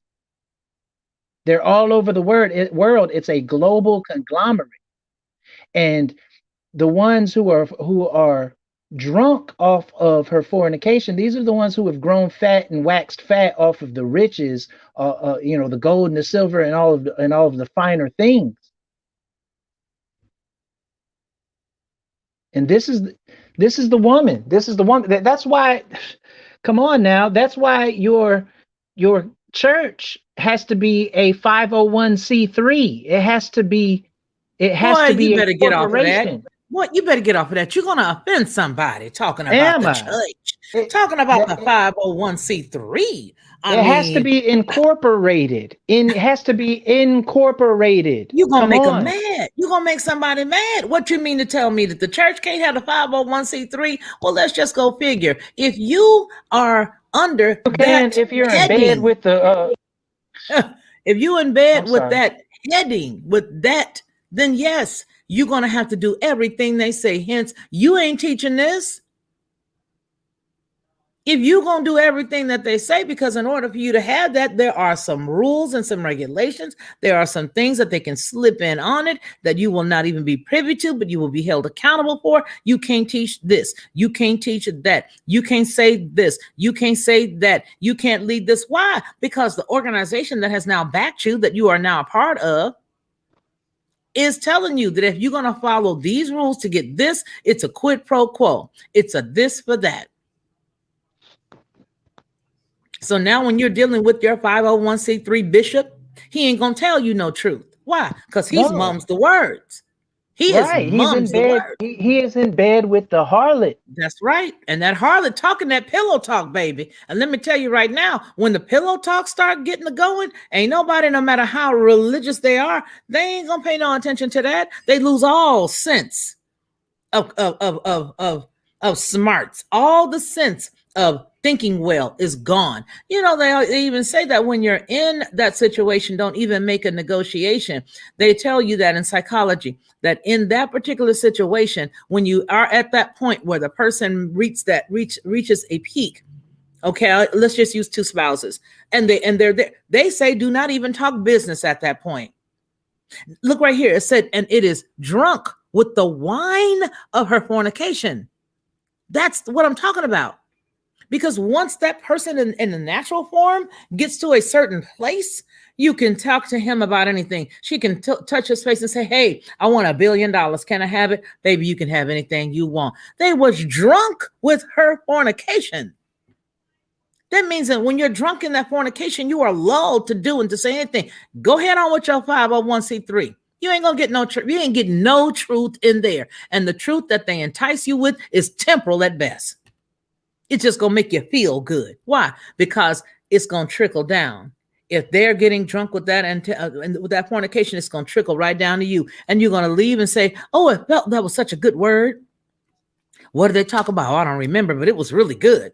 He shouted and he ran, and we shouted and we ran and we jumped up and down. It's just a feel good moment. But in the book of Revelation, over here, right over yonder, what it say? It says, come, I will show you the judgment of the great harlot who sits on many waters, with whom the kings of the earth committed fornication. They falsified gods and used other gods and left the original one that everybody's supposed to be worshiping, even though they got other little compartments and cubicles. Theirs ain't the right one. But it says that the kings committed fornication and the inhabitants of the earth were made drunk. The inhabitants of the earth. Do you understand that the inhabitants ain't the king? Because they just got through saying that the king in verse 2 was committing fornication. Now it trickles down. We're the ones who get the brunt. We are collateral damage. There you go. It trickles down. It's the trickle down effect. Have you heard that before? It's the trickle down effect. It's trickling down. The kings did it, and the inhabitants of the earth was drunk. with her fornication, with her sweat. Drunk. Mm-hmm. Then it goes on to say, drunk with the wine, of her fornication, the sweat of her fornication, the wine. Wine is a mocker. Strong drink and all of that, it's a mocker if you let it get a hold of you. Verse 3 says, so he carried me away in the spirit into the wilderness, and I saw a woman sitting on a scarlet beast, which was full of the names of blasphemy, having 7 heads and 10 horns. The woman was arrayed in purple and scarlet and adorned with gold and precious stones and pearls, having in her hand a gold cup of the abominations and the filthiness of her fornication. And on her forehead was a name written, Mystery Babylon the Great, the mother of harlots and the abominations of the earth. I saw the woman drunk with blood of the saints and with the blood of the martyrs of Yahushua. And when I saw her, I marveled with great amazement. In verse 7, it says, but the angel said to me, why do you marvel? I will tell you the mystery of this woman and of the beast that carries her, which has the 7 heads and the 10 horns. The beast that you saw was and is not. The beast that you saw was and is not, and will ascend out of the bottomless pit and go to perdition. And those who dwell on earth will marvel, whose names are not written in the book of life from the foundation of the world, when they see the beast that was and is not and yet is. Ronnie. Yeah, so You got who's to take sitting on that. the, Yes, come on. so who's sitting on the beast? The woman. Mm-hmm. The woman is sitting on the beast. The beast was and is not. Understand what's going on here. Was and what and is not. What in the world does that mean? Okay, look. We know that the Most High was and is to come. Say that again. The Most High was and is to come. This beast, what does it say? Was and is not. Yet is. That lets you know right there that is the antithesis. That is the opposite of who the Most High is. So whatever's going on, the rider, if you riding that beast, you on the wrong beast. You're taking the wrong transport. You are taking the wrong transport. It is the one who was and is not, yet is. That means because the word is ever present. The word is always just in the is. It's always now. It's always breathing. It's always living. So every time you say was, yet is not, in the future, he's not going to be like that. So that's why he is not. But that lets you know that he is not even right now. It's an illusion. We're stuck. We think that he exists. I mean, he does exist until, but what I mean, he has no power over you unless he does. But if he has power over you, it's because you've given him the power over you. Come on now. And you've started to enjoy that ride. You like the transportation because why? You've become drunk off the fornication. Yes. Yep. And you tipsy and you feeling it and party bus. And now we're chilling. You know what I'm saying? No, snap out of it. Wake up, come out of her. Because the beast that we riding on, the party bus that we riding on was and is not. And we're supposed to be representing the one who is, the one who was, the one who is, and the one who is to come. That sound like what you just said, Ronnie. I don't mean to cut you off, but what you just said, just said sounds like here today, gone tomorrow. Was and is not. Here today, gone tomorrow. Go ahead. No, that's it. That's it.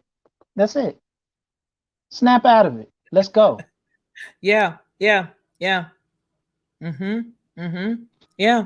So when we going ahead and we continue to look, and what we're dealing with, we still dealing with the Asian people who had to beat that lady upside the head there in that store. We're still dealing with that topic. Remember you drunk where off we the wine began. of a fornication. Come on. You drunk off Come the on. wine of a fornication. Come Snap on. out of it. That's right. Snap out of it. That's right. We Lest still on you it. partake in her plagues. You know, now, there's a qualifier. I mean, you don't have to snap out of it, but you're going to partake in her plague. That's right. And you can already see that people are, acting a fool. But we also know that these things are going to abound. They're going to be. And it's just going to increase as we approach. And according to the powers that be, we are already in the 7th day. Yep. I'm tying it all in. Like, come on, let's get the understanding. But once you get the understanding, you're accountable of it. So it's like, maybe you might want to tune this out if you're not ready. However, this needs to be a seed that needs to hurry up and grow, because according to them, and they're the ones who are in charge, it's the 7th day. There is no more time. Choose today. You got to choose the day. You got to choose today. I don't mean to harp on it, but I do mean to harp on it.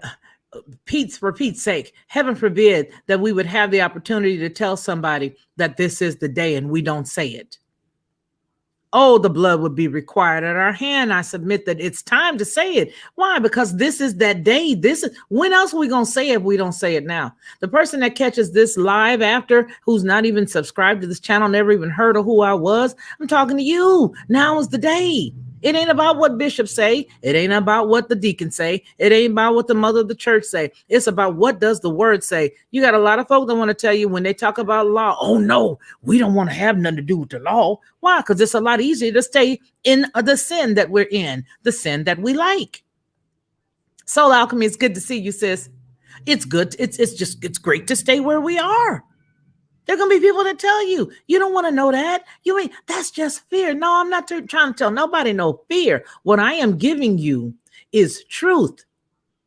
And this is that gospel. It is truth. Everybody and their mama tells you that you don't want to deal with the law.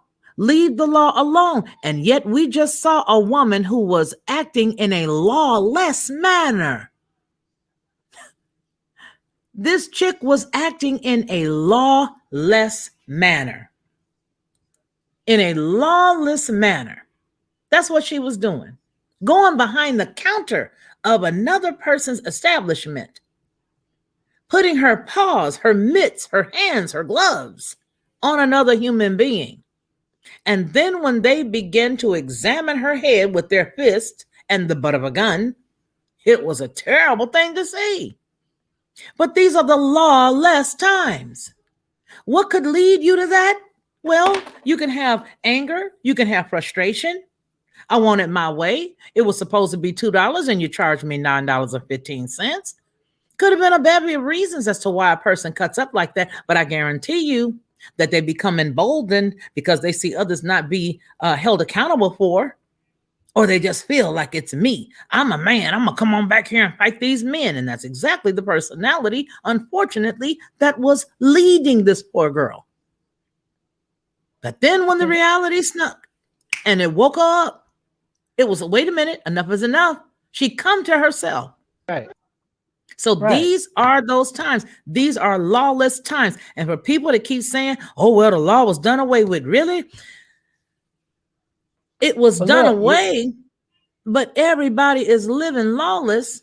And right now, you need to understand that life itself has rules and regulations. If you don't believe me, get in your car and don't do it, but figuratively, run a red light and see what happened. Go ahead, Ronnie.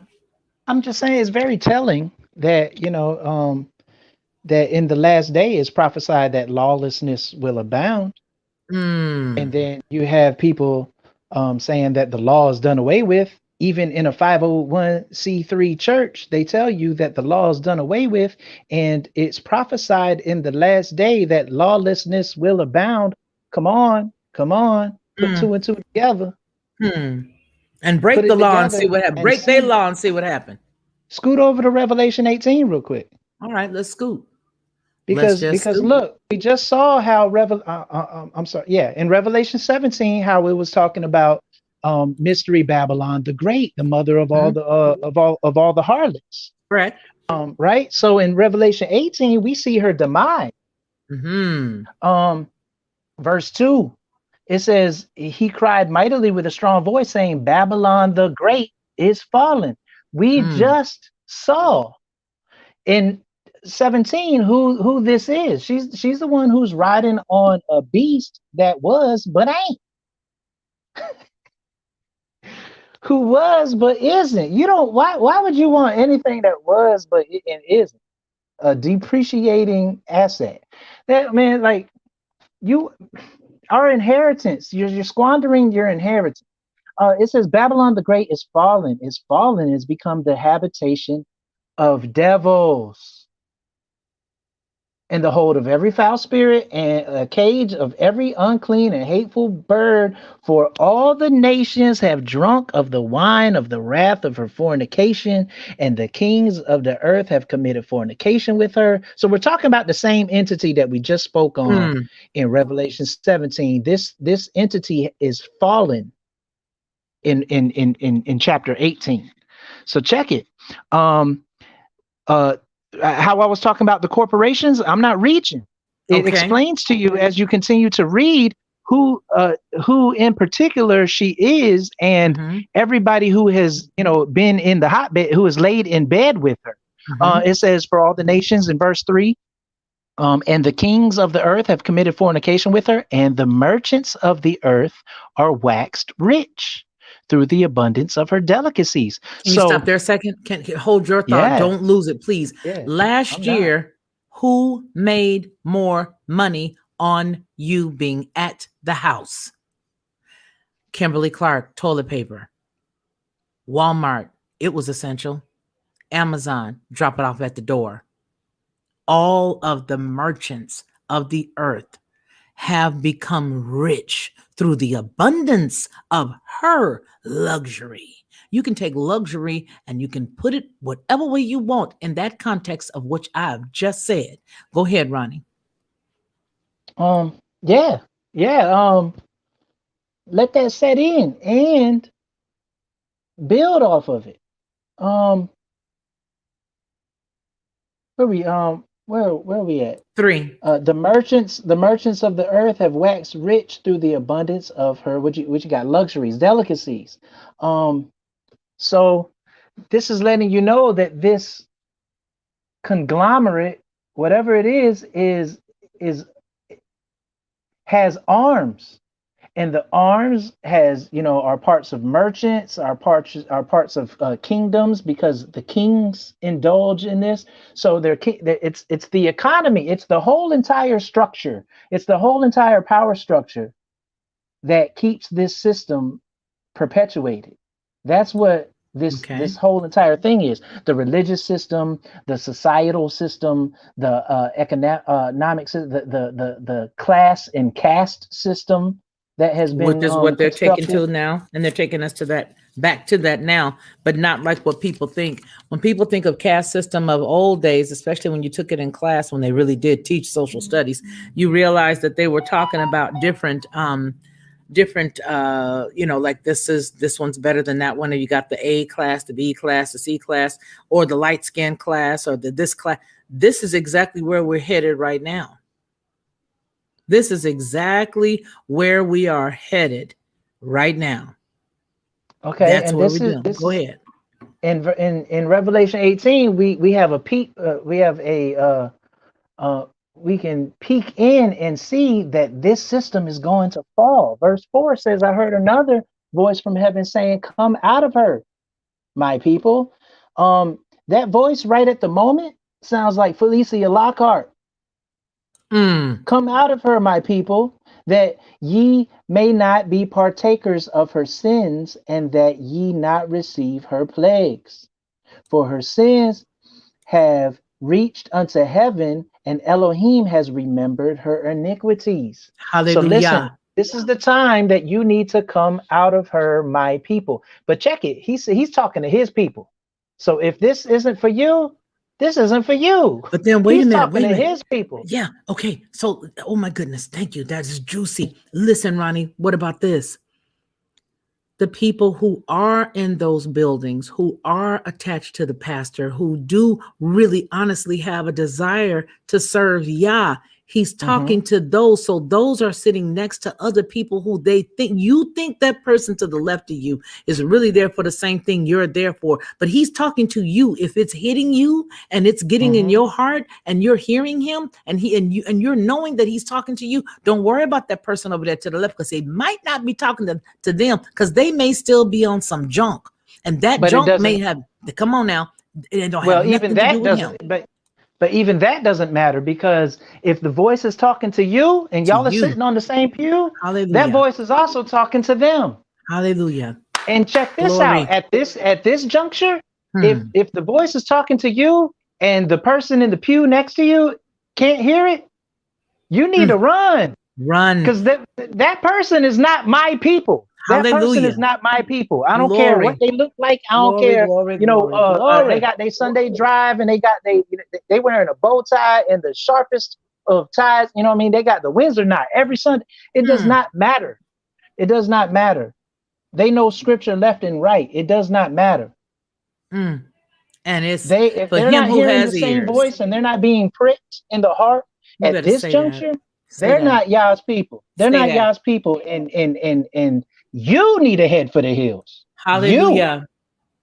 You better run and secure your own salvation and make sure that you don't get caught up in her plagues, because we, like I said, we're getting a sneak peek in Revelation 18 at this whole entire structure falling. Come out of her, my people, and be not partakers of her sins, that you not receive her plagues, for her sins have reached into heaven, and Elohim has remembered her iniquities. Reward her even as she rewarded you, and double unto her, double according to her works.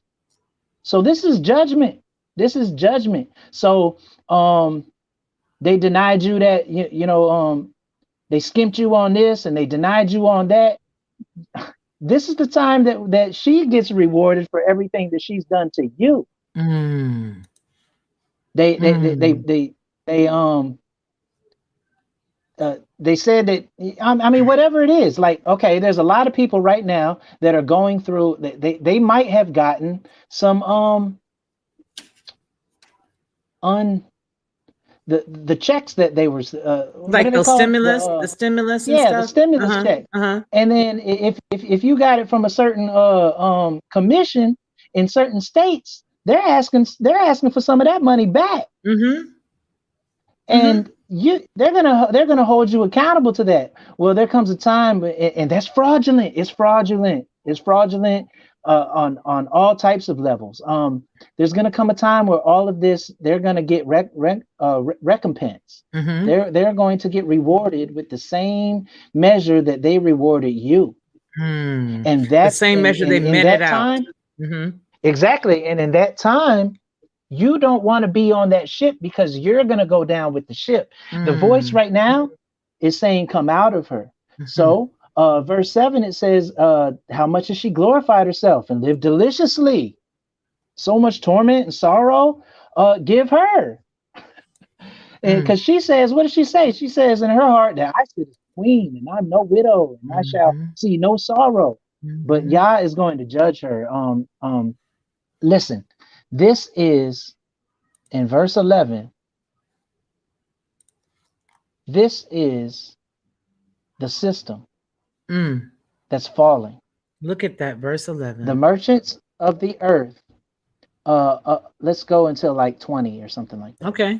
So the merchants of the earth shall weep and mourn over her, for no man buys her merchandise anymore. So that lets you know that this system is the system of merchants. Verse 12, the merchandise, what merchandise? Of gold, of silver, of precious stones, and of pearls, and of fine linen, and purple, and silk, and scarlet, and fine wood, and all manner vessels of ivory, and all manner vessels of most precious wood, and of brass, and of iron, and marble, and cinnamon, and odors, and ointments, and frankincense, and wine, and oil, and fine flour, and wheat, and beasts, and sheep, and horses, and chariots. So listen, this is the economic trade. This is global trade. This is the economy.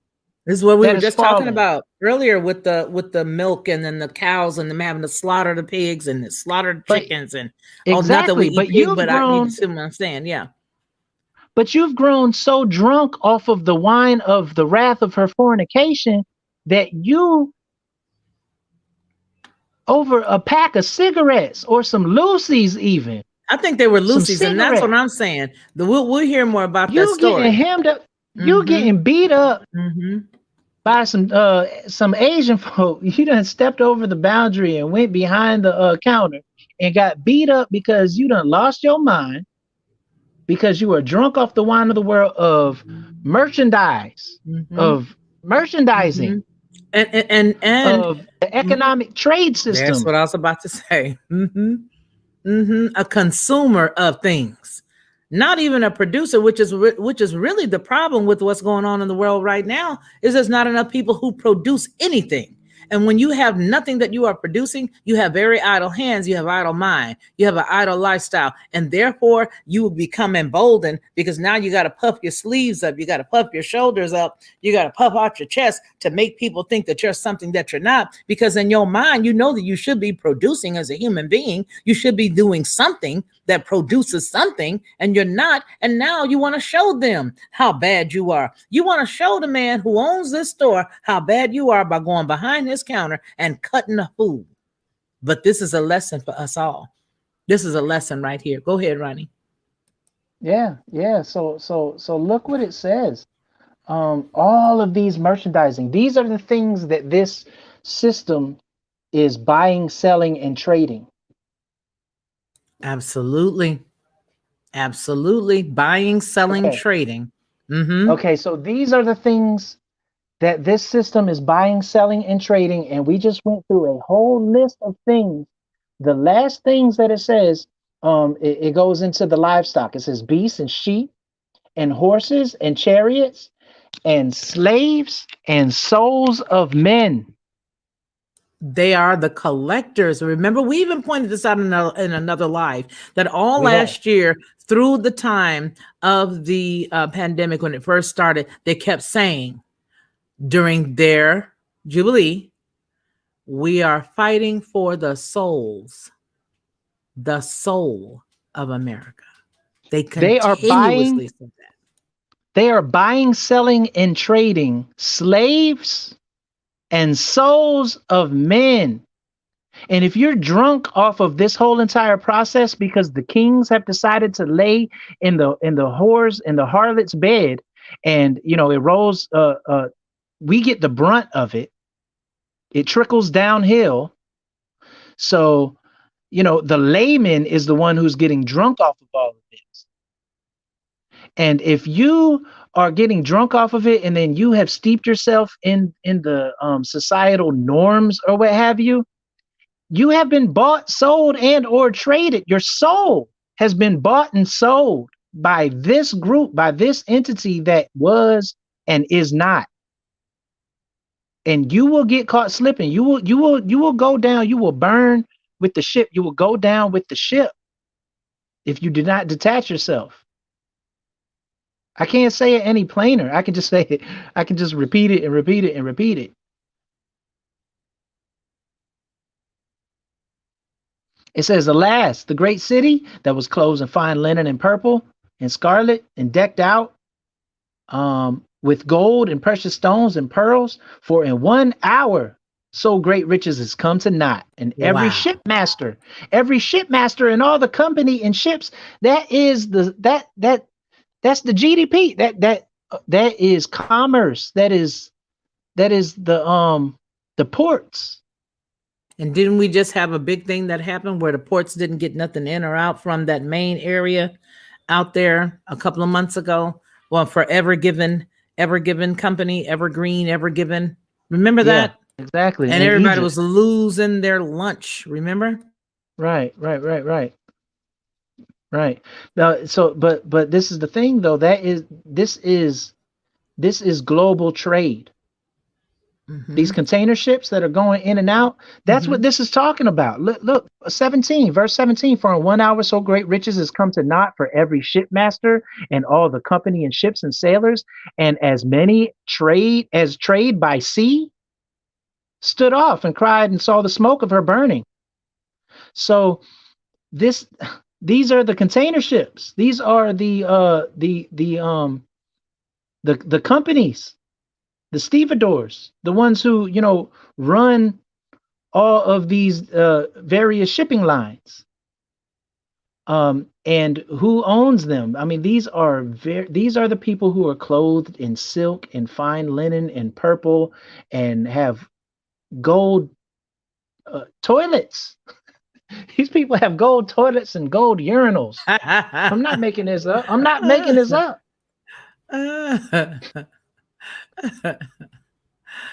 You're right, though. You're not making it up. I know exactly what you're talking about. And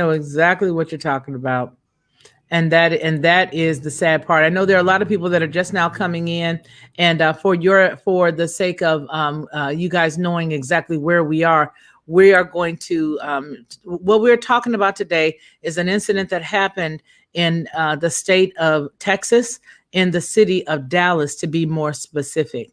And the situation and the issue. Wow. And there's another thing that's going on too here.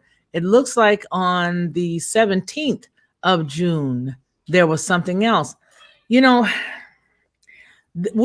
discussing in total, okay, lawlessness. That's what we're talking about.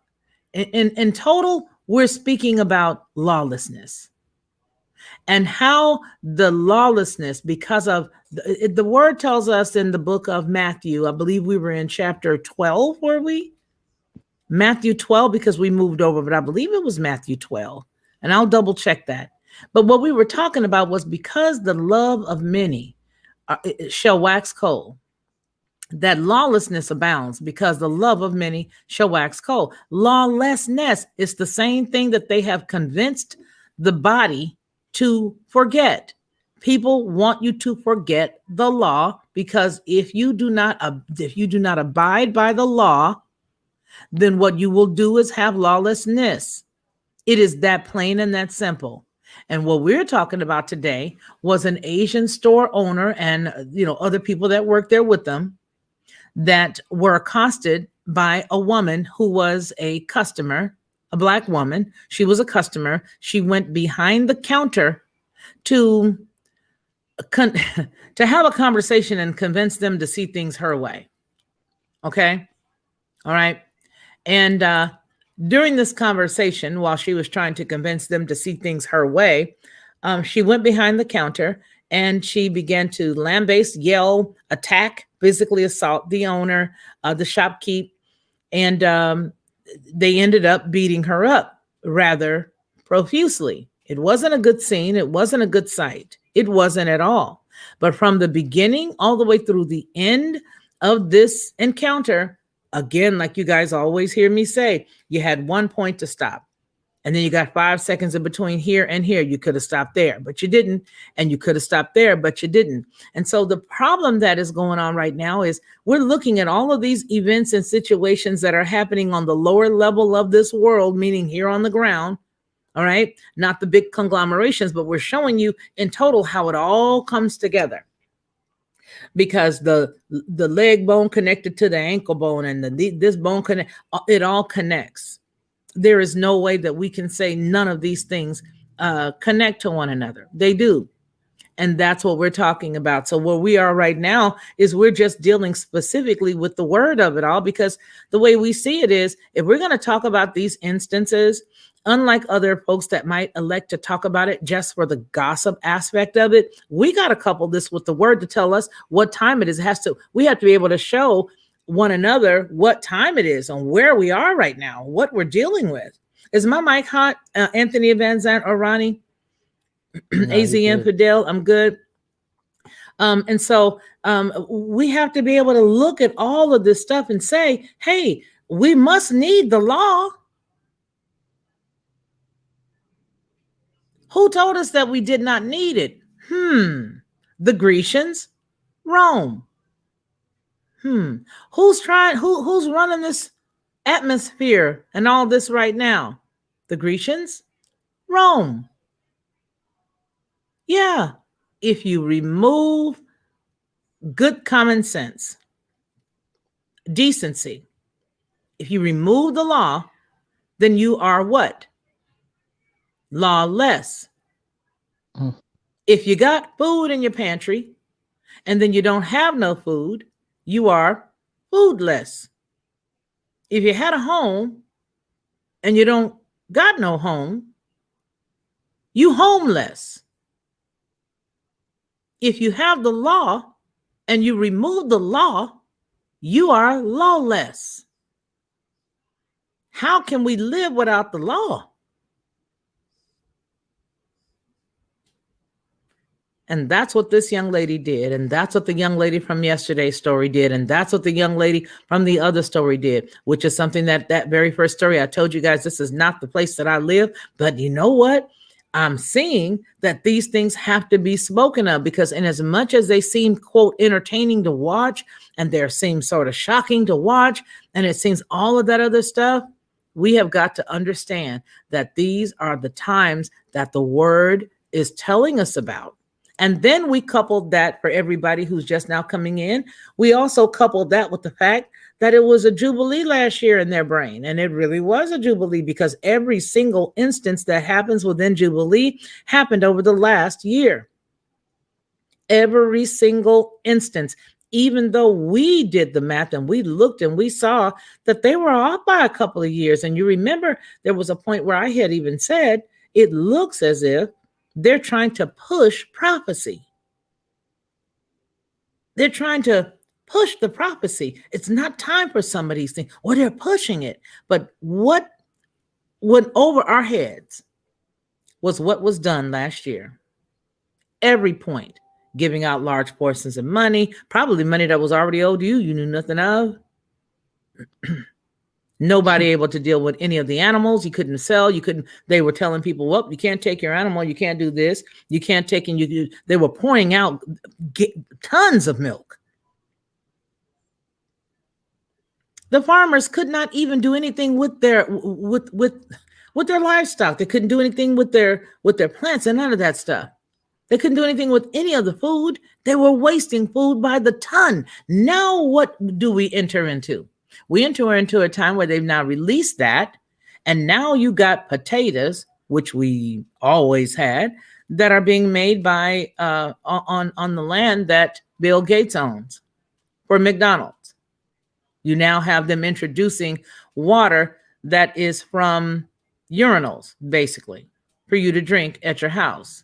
He took a glass of it himself and said, see, I can drink this water. You don't know what's in homeboy's cup, but he told you, I'm going to drink this water. There's nothing wrong with it.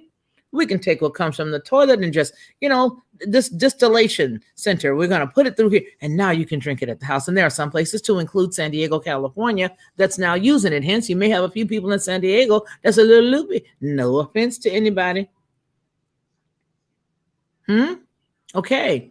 So we're putting it all together. We're putting all the pieces together. We're looking at exactly where we are in the true timeline. You must follow. Just what we had the other day. We had, it was early in the morning, and I was sending my brother a text, my brother and my sister a text, and we were talking, and I was like, well, I'm outside looking, and they had the cloud covering so heavy. And that was the solar lunar eclipse. Ronnie? And I had gone outdoors, and I was texting him, and he and his wife were up, and they were looking. But what were we doing? We were looking up. Why were we looking up? Because we know we're not going by nothing around here. We're going by what he told us in the word. Now, people can say that's extreme. I submit not doing it is extreme. You can say what you want to say, but all I know is he said, look up. All I know is he told us that the times are going to be right up there.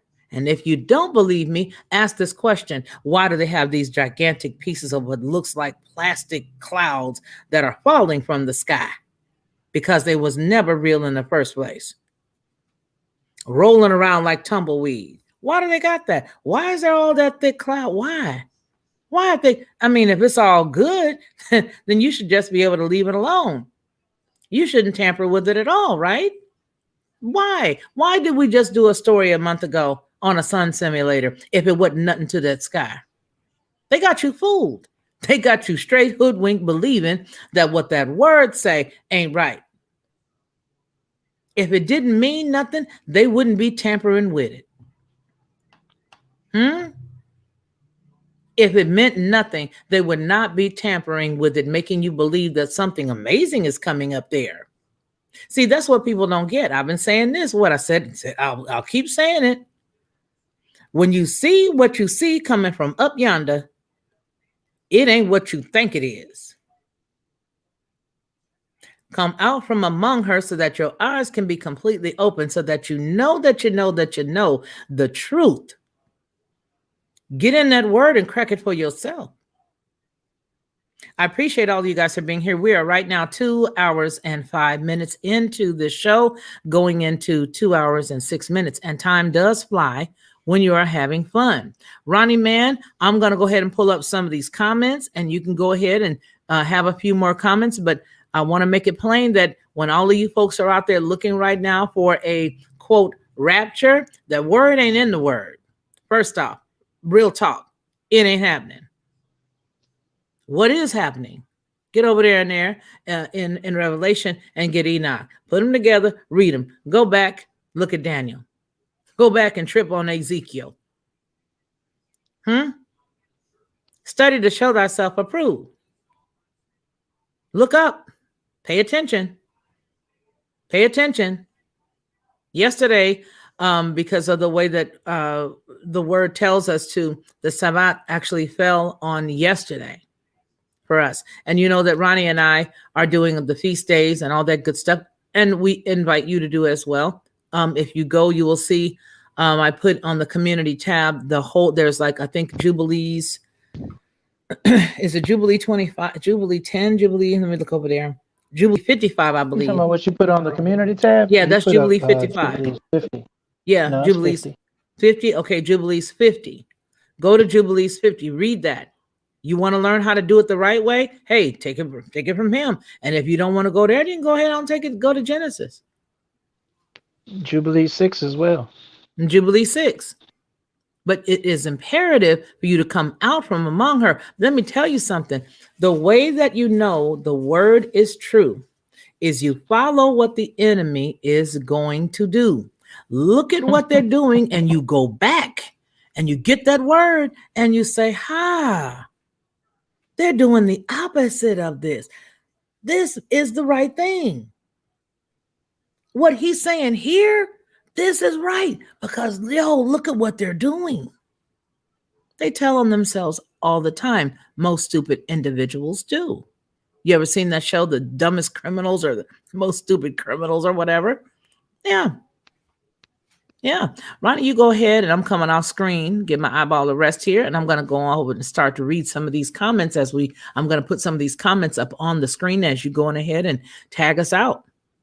Okay, well, tag us out. Oh man, and tagging us out can go as long as you want. Well, look, I sent you something in your email. I wanted you to pull that up because the end of, or this latter portion of Revelation 18 extends to to that. It segues into that, which isn't really a segue. It's an addendum to what's going on here to fully illustrate that these last days are upon us, and it's specifically talking about the economic system that falls and crashes, and everybody who is a part of that and has lavished in its luxuries are the ones who are going down with the ship. So it says in verse 18, it says they cried, Revelation chapter 18, verse 18, They cried when they saw the smoke of her burning, and was saying, what city is like unto this great city? And they cast dust on their heads. They lamented, and they cried, weeping and wailing, saying, alas, alas, this great city, wherein were made rich in all that had ships in the sea, by reason of her costliness, for in 1 hour she is made desolate. So it's apparent that we're talking about these container ships, and we're talking about these container companies that are waxing rich off of the global trade. This is the economic system that falls in Revelation 18. It's a global construct, but anybody who has laid in her bed and has waxed rich, and off of her fornication, is getting the brunt of the judgment. And what did we say? We saw all of the trade, all of the bartering, all of the merchandise that was traded in this process. And the last three of them, it says at the end of verse 13, it says, or the last two, it talks about the livestock, says the beasts, the sheep, the horses and chariots, and slaves and souls of men. So anybody that is partaking in this type of bartering or trade system, slaves and souls of men, you're woe unto you, woe unto you. And we have to hurry up and get out of that system. So that goes back to what I sent to you. I have it all. Okay, I have it all. If you could pull up Wall Street real quick. Okay.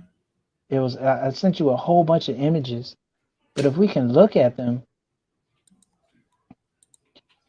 and discuss them, like, look, we're coming into the understanding that in these lawless times, there is going to be judgment, and judgment is exacted upon a specific system. And this system right here, okay, I'm trying to find it on my end. This system that we're in is what we call today's economy, and we see it falling. And anybody who is waxed rich on the abominations of this trade system is going to burn, is going to fall. That it says they stood afar and saw the smoke of it. So it's literally, so it's going to burn, it's going to crumble, it's going to burn, it's going to fall. And when we look, okay, so you pulled it up. Look, this is a plaque on Wall Street. Let's look at one of these plaques on Wall Street. So Wall Street, what is Wall Street? Of course, Wall Street is the financial district of basically America. It's the financial district in Manhattan, which is in New York City, which is in New York. But it's basically the the hotbed for finances, for economic trade in America. Wall Street, that's where everything goes down. Wall Street, why is it Wall Street? Where did it come from? Like what why is Wall Street Wall Street? And as far as the origins, I'm always looking at the origins. What is it? Yeah, that's good. So Wall Street became Wall Street. Can you read that? Yeah, I can. I was saying hi to Sarah Brown because I saw Sarah. Hi, Sarah. Okay, I'm sorry. Awesome Malice. Hey, okay, I'm being a girl. I'm sorry. Okay, let me go back over here. I'm gonna read it. I'll read it. Oh, you'll read it? Okay. Yeah, I'll read it. Let me go off the screen, and then let me go over yonder. Okay, on Wall Street between Pearl and Water Streets, a market that auctioned enslaved people. I'm not even going to go with the word that they gave us, but anyway, enslaved people was established by a common council law in November 30th, 1711. This slave market was in use until 1762. Slave owners wanting to hire out their enslaved workers, you guys, enslaved workers, remember what I kept saying, where the whole term of slavery as it relates to worker is concerned, as it relates to labor law, this is where that comes from. Okay. Until 1762, slave owners wanting to hire out their enslaved workers, which included people of Native American ancestry, as day laborers. Oh, and let me just shut up. Let me just keep going. As day laborers also had to do so at that location. In 1726, the structure was renamed the meal market, because corn, grain, and meal, crucial ingredients to the colonial diet, were also exclusively traded there. Slavery. Okay, pause. So basically, let's just get down to the nitty gritty.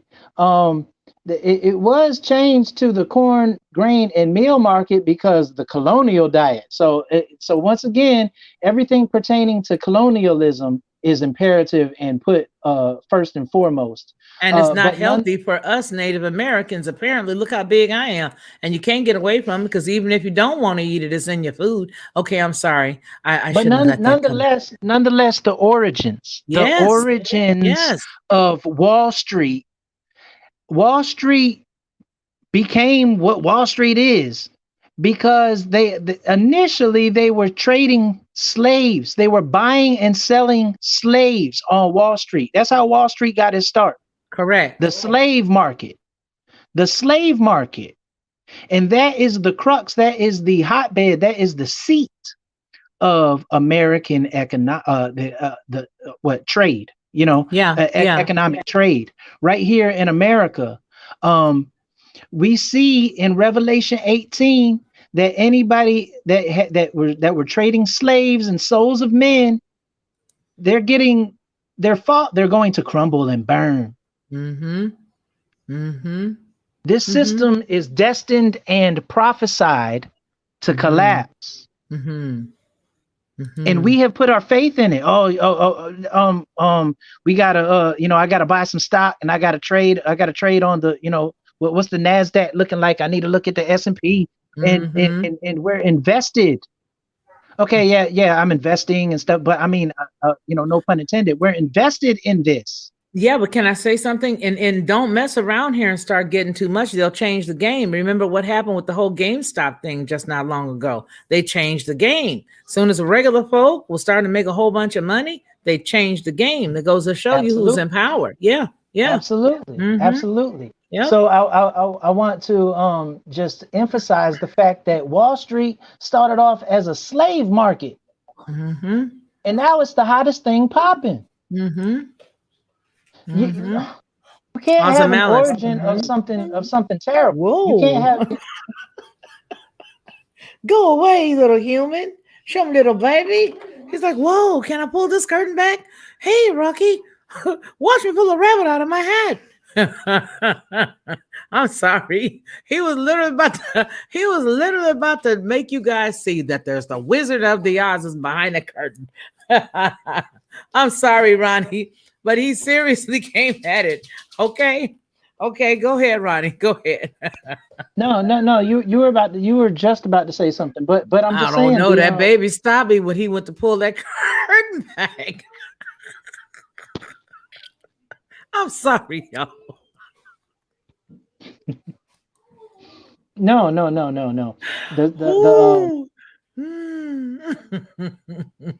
We were talking about Robin Hood, and I think that's what Ozamala said. Ozamala said, yep, Robin Hood, the Robin Hood app. They're the ones who, when it came down to the people making all of that money, they were upset. Well, we got to change this. And they did just like that. They did that. Yeah. And they changed it. That it's not for you. The house buying market, the flipping market, the money market, that's not for you. And if you do slaves, you're going to prison too. Go ahead. Well, not only are you going to prison, but you are going to fall in the collapse of the great whore, Revelation 18, and you are on the opposite team. And anybody who has waxed rich off of that, like you're going downhill. That's all I'm saying. This is what's going on. This is not what I'm trying to say is this is not everyday knowledge. This is not just like people don't know this, and it's easy to see. It's easy to find. I mean, this is common knowledge as far as But what's it's out not so there. common. Yeah. But right, but it's not like people don't know this. Do you want me to read the next next Absolutely. paragraph? Okay, so Absolutely. let me go up there. Hold on just a second. Let me go back. Okay, slavery was introduced to Manhattan in 1626. By the mid 18th century, approximately one in five people living in New York City was enslaved, and almost half of Manhattan households, included at least one slave. Although New York State abolished slavery in 1827, complete abolition came only in 1841, when the state of New York abolished the right of non-residents to have slaves in the state for up to 9 months. However, the use of slave labor elsewhere for the production of raw materials such as sugar and cotton was essential to the economy of New York, both before and after the Civil War. Slaves, pause. Go ahead. Okay. All So right. basically, come to find, I thought the North, didn't have any slaves. New York, it says that 1 in 5 residents in New York was a slave. There was slaves in New York. That's people don't New know this York information. City. People don't know this information. Okay. We did this, you guys. Remember, we did this the whole story a while ago. It's just that right now, this portion makes sense for us to bring it to light so that we can see exactly what it is that we're talking about as it relates to where we are today. It did go on to say that, however, the use of the slave labor elsewhere for the production of raw materials such as sugar and cotton was essential to the economy of New York, both before and after the Civil War. Slaves also cleared forest land for the construction of Broadway and were among the workers that built the wall that Wall Street is named for. Okay, so and then pause again. And helped build the first Trinity Church, though. I want to say that at the end of that sentence. Yeah. So we have all three. We have entertainment, we have economic, and we have the church, the religious church system. And they use slave labor to build it all. Now and wait, Broadway is the premier, is the premier standard of live entertainment. So it goes on to say the first Trinity Church within months. Now remember, this is the North. I want you guys to remember the North because it's very important as it relates to the slave trade. Very important. The North is important. Okay. So it goes on and it says, let's see, the slaves were cleared, Trinity Church. Okay. Within months of the market's construction, New York's first slave uprising occurred a few blocks away on Maiden Lane, led by enslaved people from the Coromantee and the Pawpaw peoples of Ghana. I'm going to let that sit right there. Go ahead, Ronnie. I'm going to let it sit. Do you see? Do you see? And it's not the fact that there was an uprising that I'm letting sit. I'm telling you guys about origins. I'm telling you guys about reading between the lines. Look at where this uprising was. It was in the North. And where did the first slaves literally come through, Ronnie? They came through what part? It was southern, but where? It was north of it was north of Mississippi and north of Louisiana. And they came through where? Listen, enslaved people, the very last sentence clearly lets you know. And then when they came into the United States, you can look at Virginia, you can look at South Carolina, you can look at all those areas, and all of those areas that are saturated, especially when you look at South Carolina, the Geechee people, they speak Geechee. Those people are your African people. Those people. Nah, that's not true. That's not entirely true. Well, you got a whole boatload of them that are coming in through South Carolina that are the Geechee are my grandson, my daughter's Geechee baby are Igbo people. Well, they are Igbo people, but they are from Africa. These are directly from Africa out of the mouth of Ghana. Okay, Africa, yeah, but they're not Africans. Correct. Absolutely. They are not African. They are from Africa. They are from Africa. And that particular region, that whole area, to Ronnie's point, of Ghana, that whole where it says Ghana, those are the people that did the uprising, the kings that were like, no, we're not having it. Yeah. Go ahead, Ronnie. Well, no. So all I'm what I am why I'm bringing this or relating it to what we're saying is because this whole entire system, and I'm talking about the system that we are entrenched in. You and I, everybody who is listening, is entrenched in. Correct. It's going to crumble.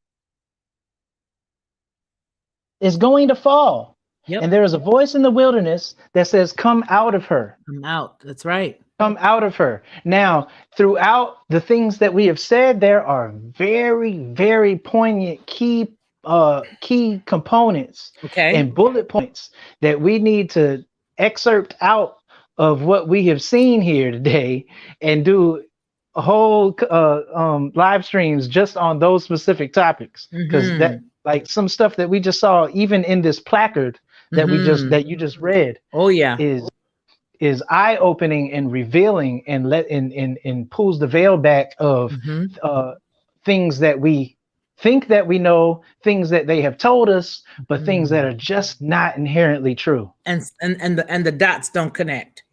It's dots do not connect. Yeah. The dots. But don't if I connect. just say it, if I just keep on saying it long enough and enough, then it doesn't matter if the dots connect at all. It just is. And then people are not going to do any investigation. It just is. Yeah. Right. And they won't look on their own because it just is. Yeah. But I do want to convey that, seriously, this whole lawless structure that we are entrenched in is going to crumble, and the powers that be that run the financial district, that run the banking conglomerates of the world, they believe that we're in the seventh day. So whatever is going to be manifested is on the fast track. Pay attention. Really, really let that sink in and let it be heavy to you in making moves moving forward. This is deep, because if you think about that, Ronnie, everything they've done tells you this is their mindset, because you can see their work. They've shown their work. And so being that they've shown their work and you see that this is what they think, you know that's what they think, because look at the work. Look at what's been done. This is what they have to think, or all of this could not be, because their list has been checked off right before our eyes. I think over the last year, especially, their list has been checked off and checked twice. And so right now it's like you can really, now if you're watching that and you know the word, you can follow to see what they just might try next, which is why you got to keep your eyes up, and you have to make sure that when you see that strong delusion, for example, coming from the sky, you don't buy into it. You don't buy into it, because there's a whole bunch of stuff that's going to be coming from up yonder. Ronnie, we have a couple more passages here that I see. We've done the Wall Street, and then we've got two more. Which ones do you want me to go to now? Hey, Rachel, moving us towards post-human existence. Absolutely, sis. Absolutely. Ronnie, what say you? Do you have a slaver's guide to the yeah, I got investment banks? Yeah, I got that right here. Okay, so here. I just want to do a sound off real quick. But the UK, I forgot which country. Was it the UK that paid the people their money, their reparations? No. But they have commissioned a study to give a complete exhaustive list of every single company and or individual that has profited from the quote unquote slave trade. Oh, wow. And they are going to put it in a book and broadcast it for the whole entire world to see. Don't say that. You're kidding me, Ronnie. Yeah. Don't pull my... I said, So why y'all want to do that? They like confusion and they want to see people act nuts. Oh, wow. Okay. Well, I pulled up the Rasta Live Wire. Okay. Well, is that the one you pulled up? Okay. Yeah, it says Slavers Wall of. Okay. Uh-huh. All right. So if you scroll down, let's just go. They call it a Rat Pack list of these institutions that got rich off of slaving and trading, off of the back and the skin of the Ethiopian of, people. Various people. So check it. The quote unquote, like it's a whole group of way more people than just that. But mind you, let's just do a quick little sound off. J.P. Morgan. These are the people the people that we are in bed with as well, and we have to detach ourselves. From this system. And they're giving us interest and stuff like that. We're waxing rich. I mean, even though that interest is like a penny every 4 months or something like that. But yeah, so but if you get a penny off a whole bunch of people, that comes out to be a whole lot of money. J.P. Morgan. That doesn't, that's not surprising. Citizens Bank. Okay. Canal Bank. Royal Bank of Scotland. Aetna. Let's see here. Anybody employ Aetna for their insurance? Aetna. What else? New York Life. Lehman Brothers. Bank of America. Wachovia Bank. Yale University. Hold on. To the date of the story that this was printed, the story was printed in June of 2009, which is undoubtedly the reason why Wachovia was overlapped by Wells Fargo. But I just wanted to let you guys know. Wells Fargo is in there as well. I'm sure they are. Brown University, Yale University. There's plenty of lists. If you can go on to another slide, it kind of or the next slide that's talking about race, racism, and the law. Some of them overlap and are redundant, but here's a list. It says New York Life Insurance, Tiffany and Company, the Brooks Brothers, Norfolk Southern, which is a railroad, USA Today, Wachovia, JP Morgan, and Chase. So these are some companies that, a lot of us are in bed with that have dabbled in some unsightly things that is going to cause them to have judgment exacted upon them via the sneak peek that we see in Revelation 18. And we don't want to be a part of these people. I'm not saying, I'm not all that pro boycott this and all that. I'm not saying that. I'm just saying be aware of your surroundings and know what you're involved in. Well, there are some folks who, you listen, I'm with you. I see that I see our sisters here in the chat were saying boycott. I don't think you saw it, but you saw it. But the deal is no, they boycott, they boycott everything that is conservative, and they do it by way of a bot. It's not even a real person. And these people cave. So they say they cave because of that. But I mean, it does come down to the point sometimes where, financially, you just decide that you don't want to deal with them. You know what I mean? You may not go out and have a big, gigantic march or anything like that, but you will certainly say, hey, you know what? I've just decided that I just won't have anything to do with you because of X, Y, or Z. And that's just a personal opinion that you have. And you just elect not to do it. And you just tell, your family or friends, this is why I've done it. So I see this here. Let's see. We have, oh, so true, Rachel Van Ziel. And then Rachel says, I am sorry. Marty says, I'm so slow. You're like me. I am so slow. That was to your comment about moving us to post-human. Yep. Okay. So gotcha, Marty. LOL, just say all of them. Absolutely. Soul Alchemy, Ronnie says, just say them all. Just give them all out there. All of them. We're saying all of them. Why weren't certain groups revealing this stuff? Equality and reparations. You know, I think that to Ronnie's point, that they're bringing a lot of these things to light because they wanted to cause the rift and the divide and the confusion and all of that. I think we bring it up because we want you to be able to say, I see you. You know, you guys, it's coming up on almost 3 hours here, 2.5 hours. I'm going to have to clear the line because we got some stuff going on today. So this is really good and juicy. If you like what you have seen, please give it a thumbs up. Ronnie is phenomenal at best. I mean, he's just to say the least. And he does so much exhaustive study that I would love the opportunity to just have him go. And I don't know how we can organize it, Ronnie. I don't know whether we can do it pre-recorded and then upload sections and sections and sections of maybe some of our regular studies, because we're doing a study tomorrow. And it's a really good one, and it's dealing with Jubilees. I'm not sure what you think about just recording that and uploading that so that people can see this, you know, all the way through, because of the fact that he puts in so much time.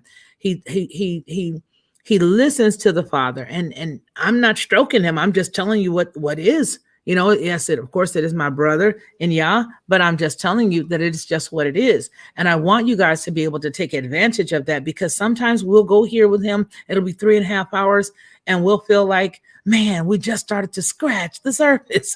So Ronnie, you and I can talk about that.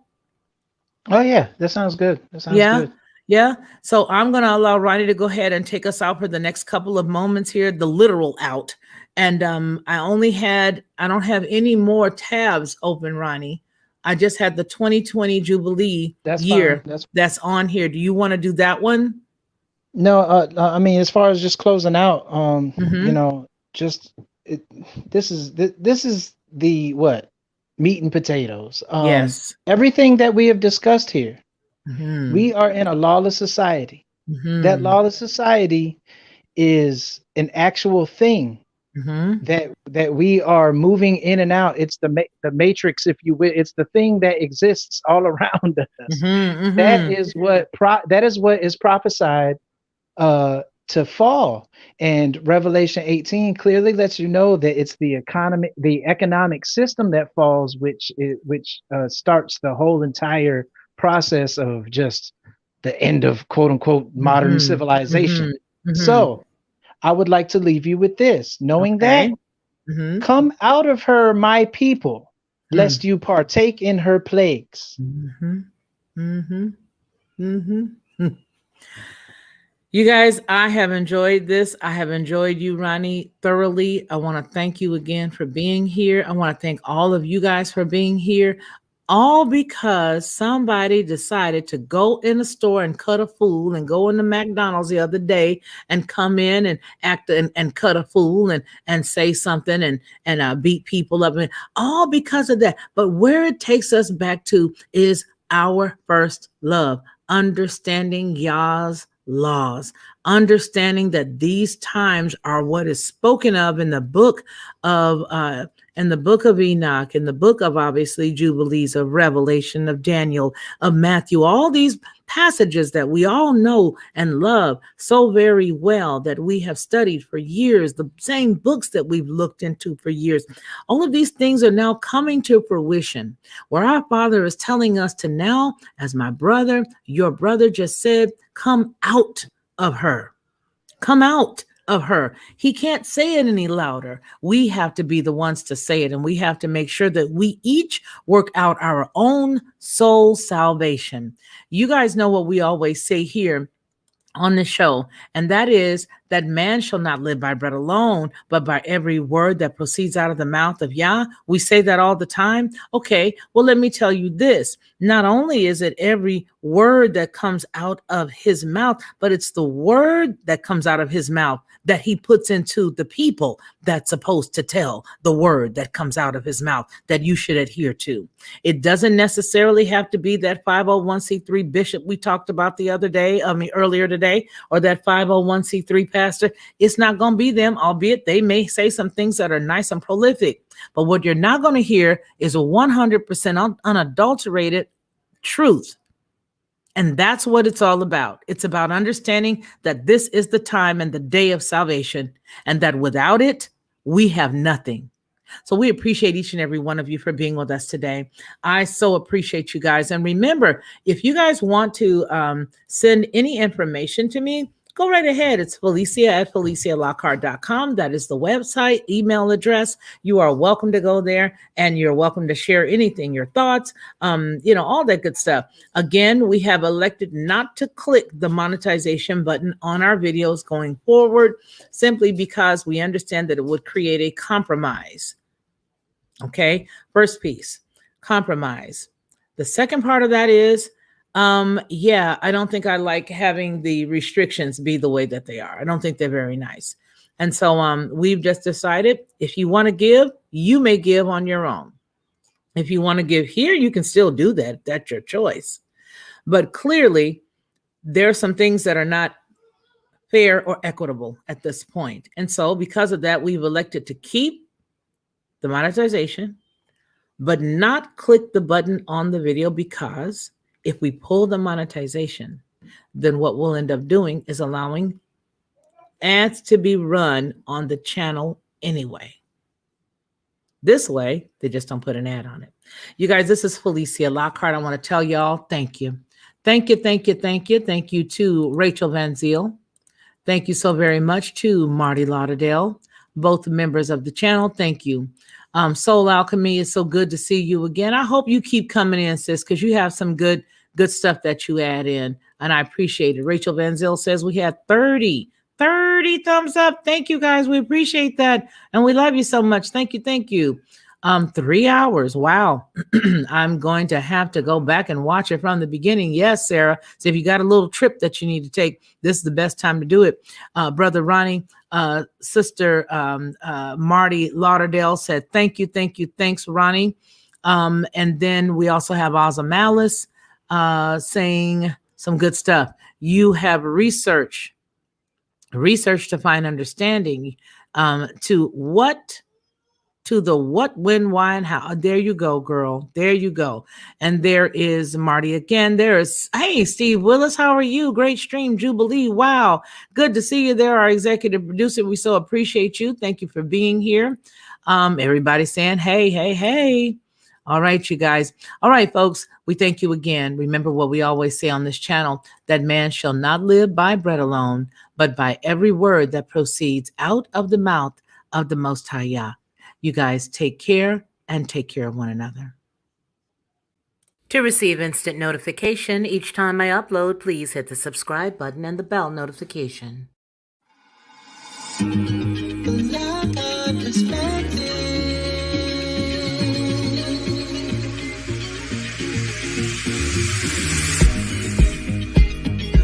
Helping you along the way.